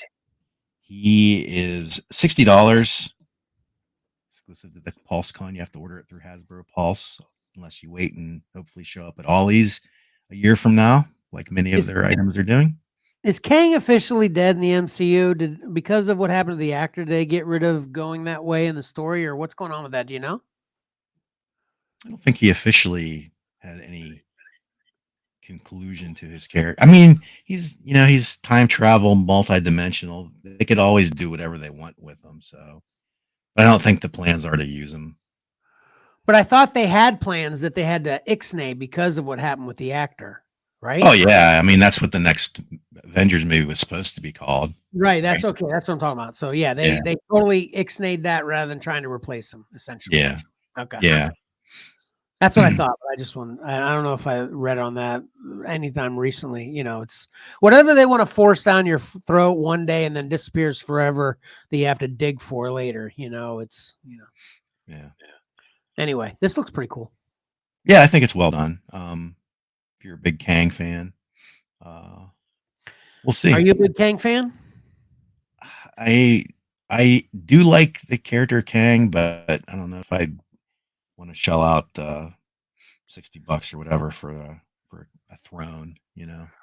This is when I felt bad for Ayla because obviously Kang is another complex baddie.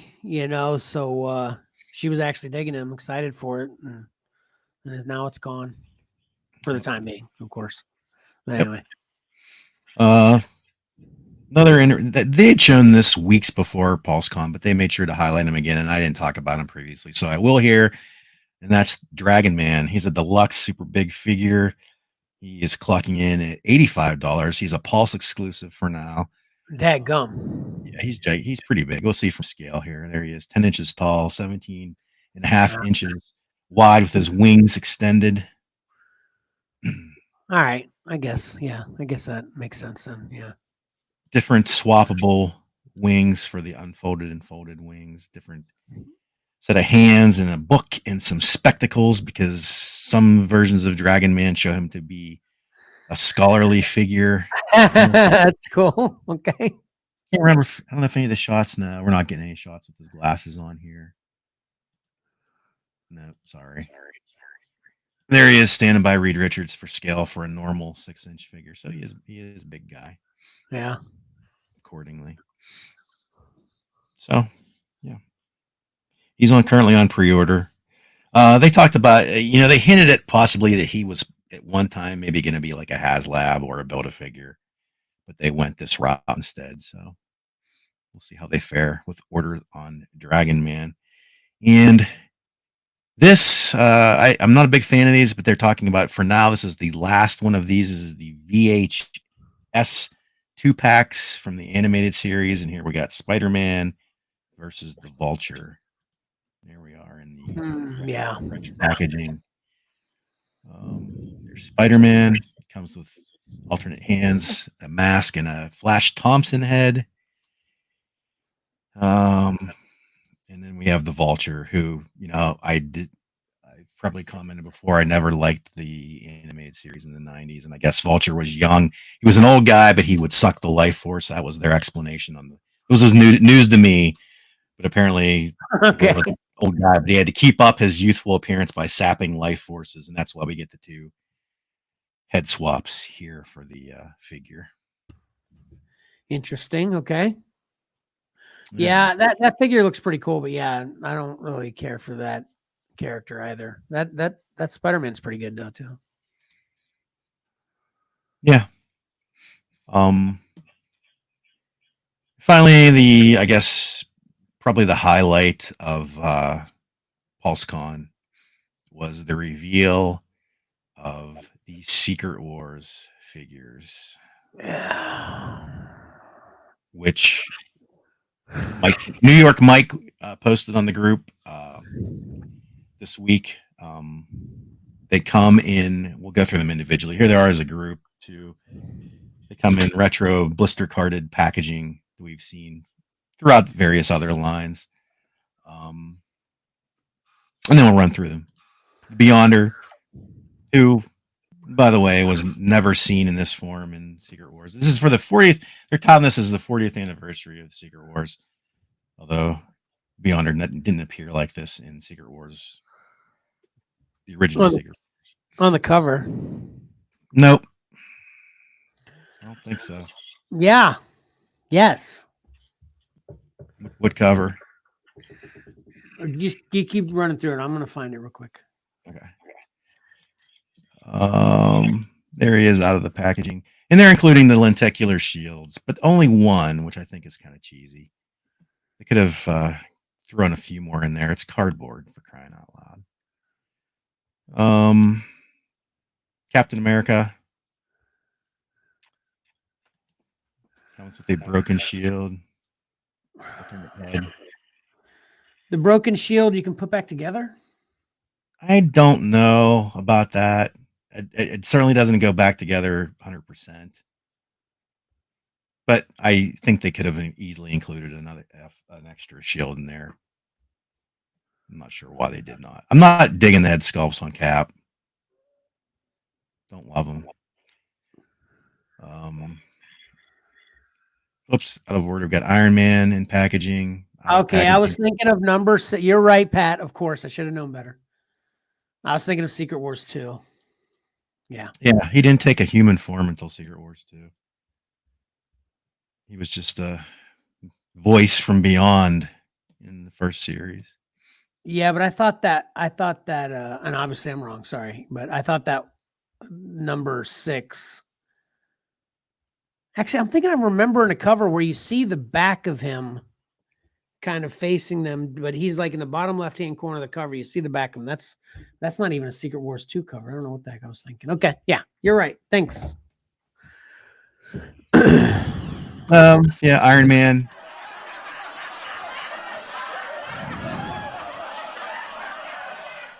Nice chime in, Karen. Way to rub it in. Way to rub it in.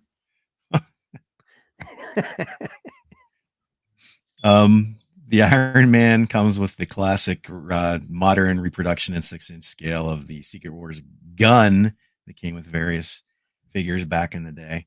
The weird thing about this one is they had a chance to correct a mistake here, because if you're familiar with the Secret Wars original series, Iron Man was Rhodey at the time. The toy, I guess they're homaging the toy here because basically with the lenticular shields sort of flash back and forth between their civilian identity and their hero identity. And of course, we don't have it here to show you everybody, but it's Tony Stark on the shield here. They chose to go that way, they said, because that's what the original toy did. But yeah, they could have made it Rhodey. I don't know. I saw some people commenting about the arc reactor, which they never, I don't think, called the arc reactor back in the day, but it was not blue. That's sort of like a modern thing that's happening there. That's fine. He's just another Iron Man figure. This was my favorite figure. Probably not anybody else's favorite figure of the reveals. It's Titania. Shocking. What? This is your favorite? Yep. Do you have any explanation to elaborate on that? Yeah, because we've seen all these other figures before. Okay. Okay, makes sense. Okay. Getting somebody different here. That's true. That's true. Although, yeah, they did do some new tooling on her arms with the spikes and everything there, but her costume is, minus her belt, is just painted on. So, but I think she's got a really nice face sculpt, and I don't know. I just think she works. They showed her in scale with She-Hulk. She's a little bit shorter than She-Hulk, but she's definitely one of the bigger females in the line. So I appreciated that. I thought she was pretty nice. Gotcha. It was a close one because coming up, I just remembered my other one I like in this line. Not this one though. This is just another symbiote Spider-Man. Thanks, New York, Mike. I think so. Yeah, Mike from New York chiming in. Titania is cool. Symbiote Spider-Man, black Spider-Man costume, alternate head, hands. But we've seen him before. Yeah. And finally, here's my other favorite of the wave, just because of the face portrait, and that's brown suit Wolverine. Can't really see from this picture, unfortunately, but I love. Oh, you can see from that one. I love the smirk on his face here. That sold me on this figure. I was racking my brain. You talked earlier about recalling covers and things like that. I was trying. I like had this picture of this cover in my head where he was smirking like that, but I couldn't pull it. I couldn't figure out where I was getting that from. But I think it works well. Yeah. I'm probably going to have to buy this. And I don't know. I wish they would have done. They'll probably do another wave of Secret Wars. I guess it all depends on sales, pre-orders, and so forth. But I wish they would have done a little more out of the ordinary figures for the first go around instead of Cap and Iron Man, Spider-Man. Well, they gotta go for those high-profile sales first, right? Exactly. That's what they always talk about. That they have to get their heavy hitters out there periodically. So even big sellers, even younger people that don't know anything about Secret Wars, the original Secret Wars, will see that Cap and Spider-Man and be like, "Oh, yeah, right, yeah, yeah." So, but yeah, I think they're really good. Yeah, they're cool. Yeah, definitely. Sorry, man. Sorry. No, it's okay. I was going to just say I definitely was the highlight of the PulseCon for me. One quick hit here is they showed the fan vote winner, and that's Uncanny X-Force Nightcrawler. So if you're looking to, if you're a big fan of Rick Mender's gray X-Force lineup, you got Nightcrawler to look forward to in the future. So that is pretty cool. Although I'm not a fan of the gray X-Force lineup, but that's a pretty cool figure. That's for sure. But yeah, I hope there was something to get your pulse racing on today's Horizon. If not, better luck next time. But that's it for today.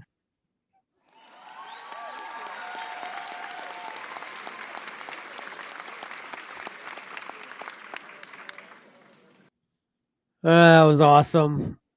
Once again, amazing work. Speaking of amazing work, I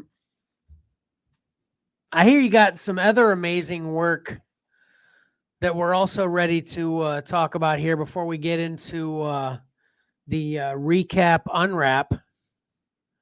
Okay. Wait, I don't know.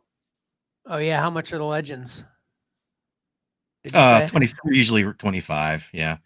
Again, yeah, I dropped the ball there. The Spidey Vulture 2-pack, $50 on Hasbro Pulse. The typical carded figures, box figures these days are running 25 retail for 6-inch Marvel Legends. So.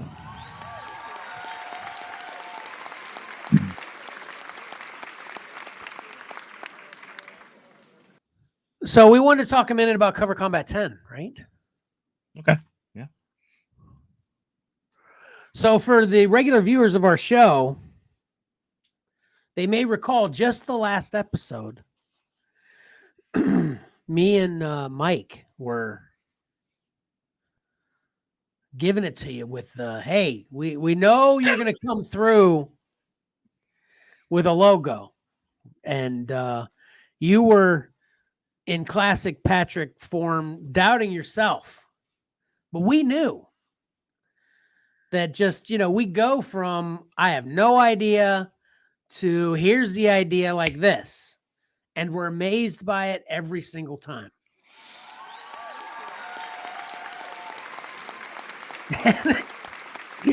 And again, in classic Pat form, that's what happened this week again, right, Pat? Well, you're partway there. I got it done, but I don't know if you'll be amazed by it. Okay. Well, okay. Well, amazement still to be decided, but nonetheless, we went from hearing you doubting yourself and having no ideas to all of a sudden you informed us, hey, logo's done. So you skipped even the reveal to us personally that, hey, I got an idea, to it's done, right? Yeah, I kept checking my email every day because you guys were supposed to give me some ideas, but every day my inbox was empty. Yeah. So I figured I gotta come up with something. I didn't even think about that aspect. That is true. We totally let you down with thoughts and ideas your way anywhere, as far as I knew, of course. But so yeah, you ready to show off what's happening there? Yeah, if you want to see it, it's ready to go.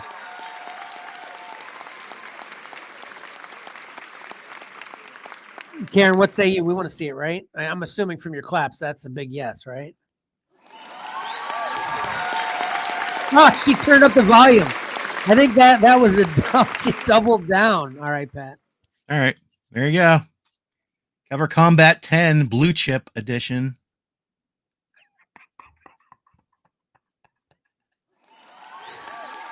Pat, it's perfect.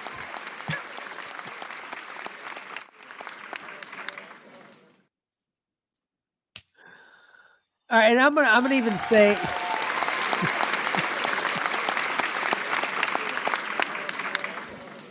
I'm gonna even make a comment too. Whenever I thought blue chip, I didn't even think of chips like this. I just didn't know what to think about the whole blue chip descriptor with. Yeah, me either. Yeah, that's like I said, my exposure and the only way I ever heard of blue chip was the old movie, the old basketball movie with Nick Nolte. And I think it was Shaq in that movie? I think Shaq was in that movie. But old Nick Nolte movie, definitely Nick Nolte, basketball movie called Blue Chips. That was my exposure to the understanding and hearing of that terminology in any way, shape, or form. But here, yeah, we got blue chips. That's awesome. This is so perfect. This is so perfect, Pat. Seriously. And then either this or I saw some blue tortilla chips from Aldi that I could have used. So I okay. And then now that we've got officially, these are official Xcellar style poker chips. I want these. Yeah. I want to order a batch of these for my next poker night. All right, Pat. I'm. It does continue, regardless of how you're feeling about yourself. I am amazed. That is awesome. Do you want to explain the numbers in the background a little bit? So I'm assuming that has to do with that's what is a stock market tickers, because we're talking about high value, consistently over the years, our consistently value grows. That's how I wish Mike were here to, I don't know whether you remember it specifically or not, give his term we've decided to be the designator for the definition of blue chips. Yep. But that it's all encompassing, Pat. It's perfect. It's perfect. I'm amazed. And it's perfect. Yeah. Well, thanks. Amazing. That's great. So, okay. So, we may have a change with things we've said before about Cover Combat 10 due to Mike's current, not only his own condition, but his household's condition. So we've talked about there could possibly be a week delay in when Cover Combat 10 will start. But this is a great teaser into obviously the way the logo is going to look. Reminder, we talked about how they will be, our personal choices of blue chip covers to decide what the greatest cover of all time is.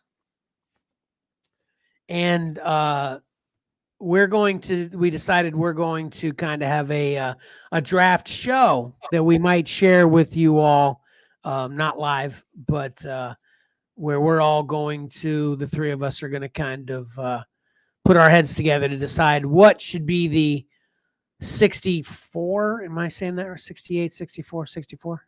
64. Yeah. 64 covers that will be in the running for that Cover Combat. So stay tuned for all that. At the latest, it'll be 3 weeks from now. Hopefully it'll still be, and it's not 3 weeks from now. It's 2 weeks from 3 days from now, this coming Monday. 2 weeks from that will be the first show at the latest, but maybe one. So we'll see how that goes, depending on how Mike feels. But Thank you so much for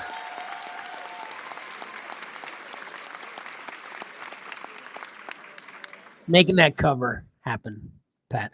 Okay, so we're ready for the unwrap recap. I think so. Need to make a new intro for this, but here's the old one.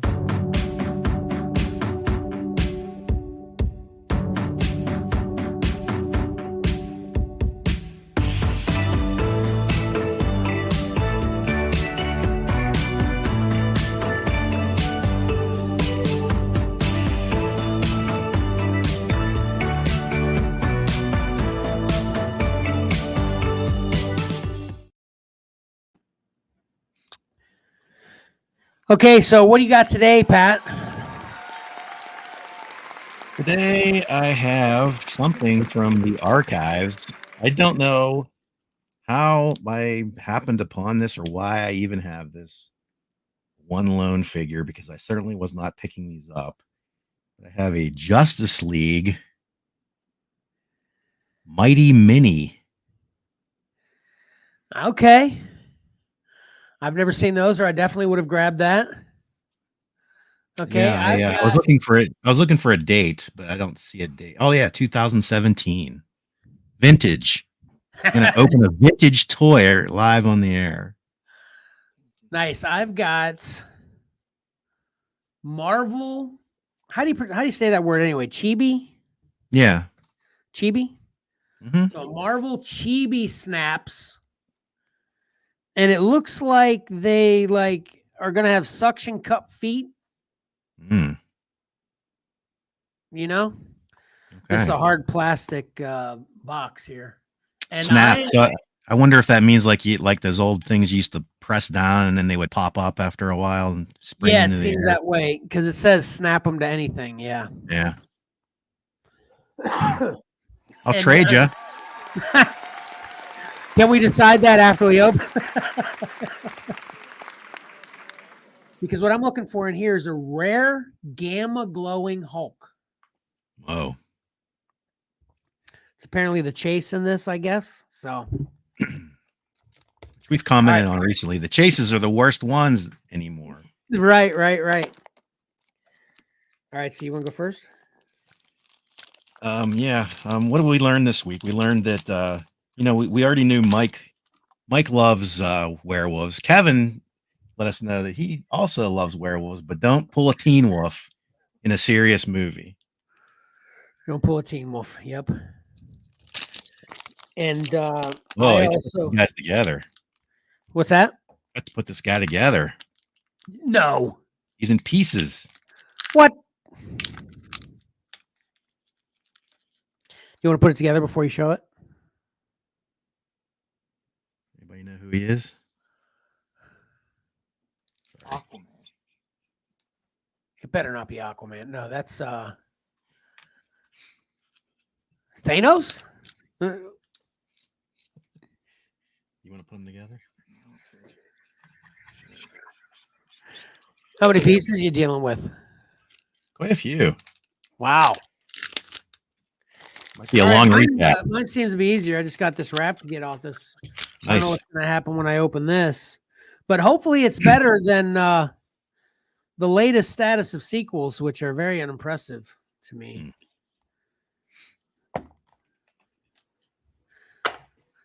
Oh, there's two in here. Oh, nice.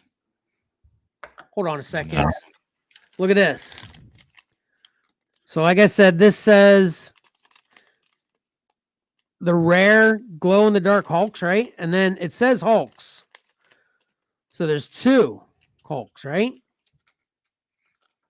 Bam. Nice. I got She-Hulk and Hulk. Whoa. So did I get the super? Yeah, these are the glowing Hulks. I got the chase. Need to look this up on eBay. Might be worth millions of dollars. Well, looks like I got the Parademon. Oh, man. Shows you series 2 too. Can you try to get his face a little closer to the camera? I want to see his face. Man, that's the worst thing I hated about those guys. I felt like they were wearing like, the goggles, that you wear in the pool or whatever, Yeah. I mean, that is kind of cool though. Right? Yeah. Man, someday I'll have to watch Justice League and find out. All right, I'm going to try something experimental here. So I have an external camera.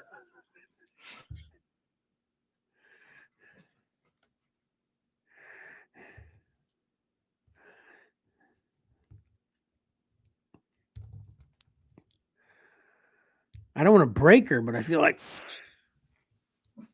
it doesn't snap to nothing. Then the other ones, you'd push it down, it would pop and then like up like that, right? Yeah, you have to kind of make sure you have a very smooth surface, probably. And I remember people used to like lick them before they stuck them, so they would stick. Oh yeah, better. you're right. It's about a smooth surface. This is too grainy, I guess. Yeah, because this is definitely sticking nicely to my laptop here. Nice. Speaking of sticking, I would recommend you stick to, strangely, the Ultimates if you want to get your Fantastic Four fix. Right? Yeah, I might actually buy my first Ultimate based on your review there today. And, three bad reviews in what Kevin watched. 2 good reviews also with 8 Billion Genies, even though it might have been a little long for some people. But 2 quality reviews and get it and forget it today. Yeah. I'm pretty happy with this. Stay tuned. I'll inform you whether they're glow in the dark. Maybe I'll get a good picture to share. Okay. And these are heavy too. These are like, I remember the old ones being like really light. These are like hard plastic aside from the suction cup at the bottom here. These are pretty heavy. So they could take somebody out when they pop up into the air. Yeah, right. Yeah. Okay. All right, cool. All right, Karen, did you have any recap lines in particular? Karen's going to find a way to get into the unwrap with us, though. Find something cool to unwrap with us on the show. Maybe get on camera a little bit. Maybe not Karen personally, but a camera with her unwrap. Right, Karen? Nice. Did you have any other recap statements to make, Pat? Just, reminder to Todd McFarlane, if you're going to do things, don't do them halfway, and make that Batman 3D fully on the card, on the Joker statue. Yes. And all production, all people that are producing action figures, statues like Todd and Hasbro, just think things through to exactly what the fans of what you're making are going to think when you put it out. Just make it make sense altogether. So Don't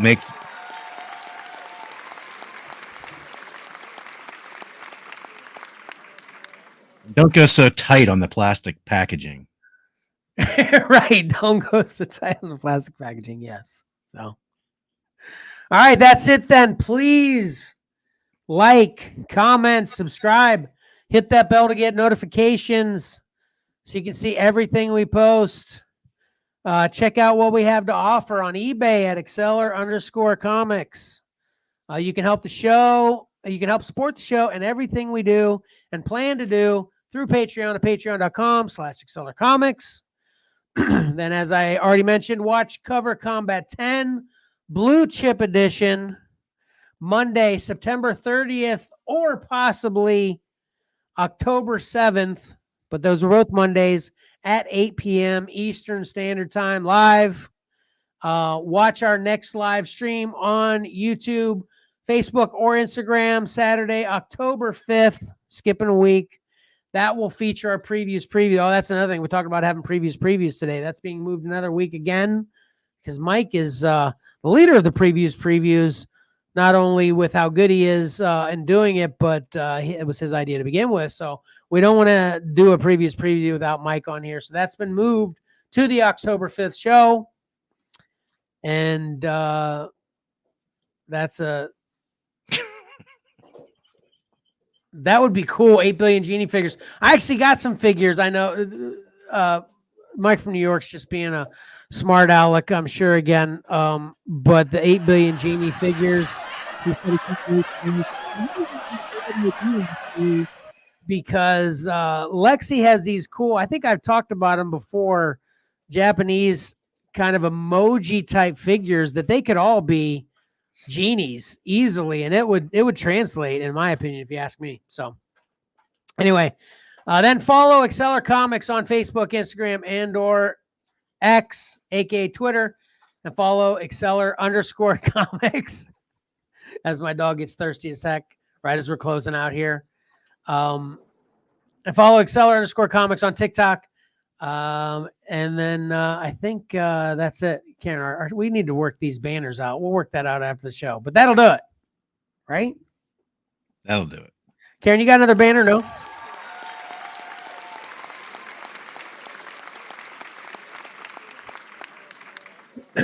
All right, cool. Thank you so much for everyone being here. Oh, that's the other thing I wanted to say about Cover Combat 10 too. Make sure that'll probably be within the next week, if not a week shortly thereafter, but before the next show, where we're going to post on Facebook all of the covers that'll be involved in Cover Combat 10. And it'll be a first come, first serve to select who you think will be the winner of Cover Combat 10 to get a big prize. So definitely, again, like I said, follow us primarily in Facebook for this Cover Combat 10 champ choice possibility. We'll be posting that there. Like I said, probably within a week, maybe a little bit longer. So, all right, cool. That's it. Pat, anything else? Nothing else. Karen.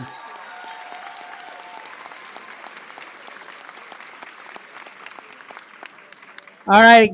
Once again, thank you so much for stopping by. We really appreciate it.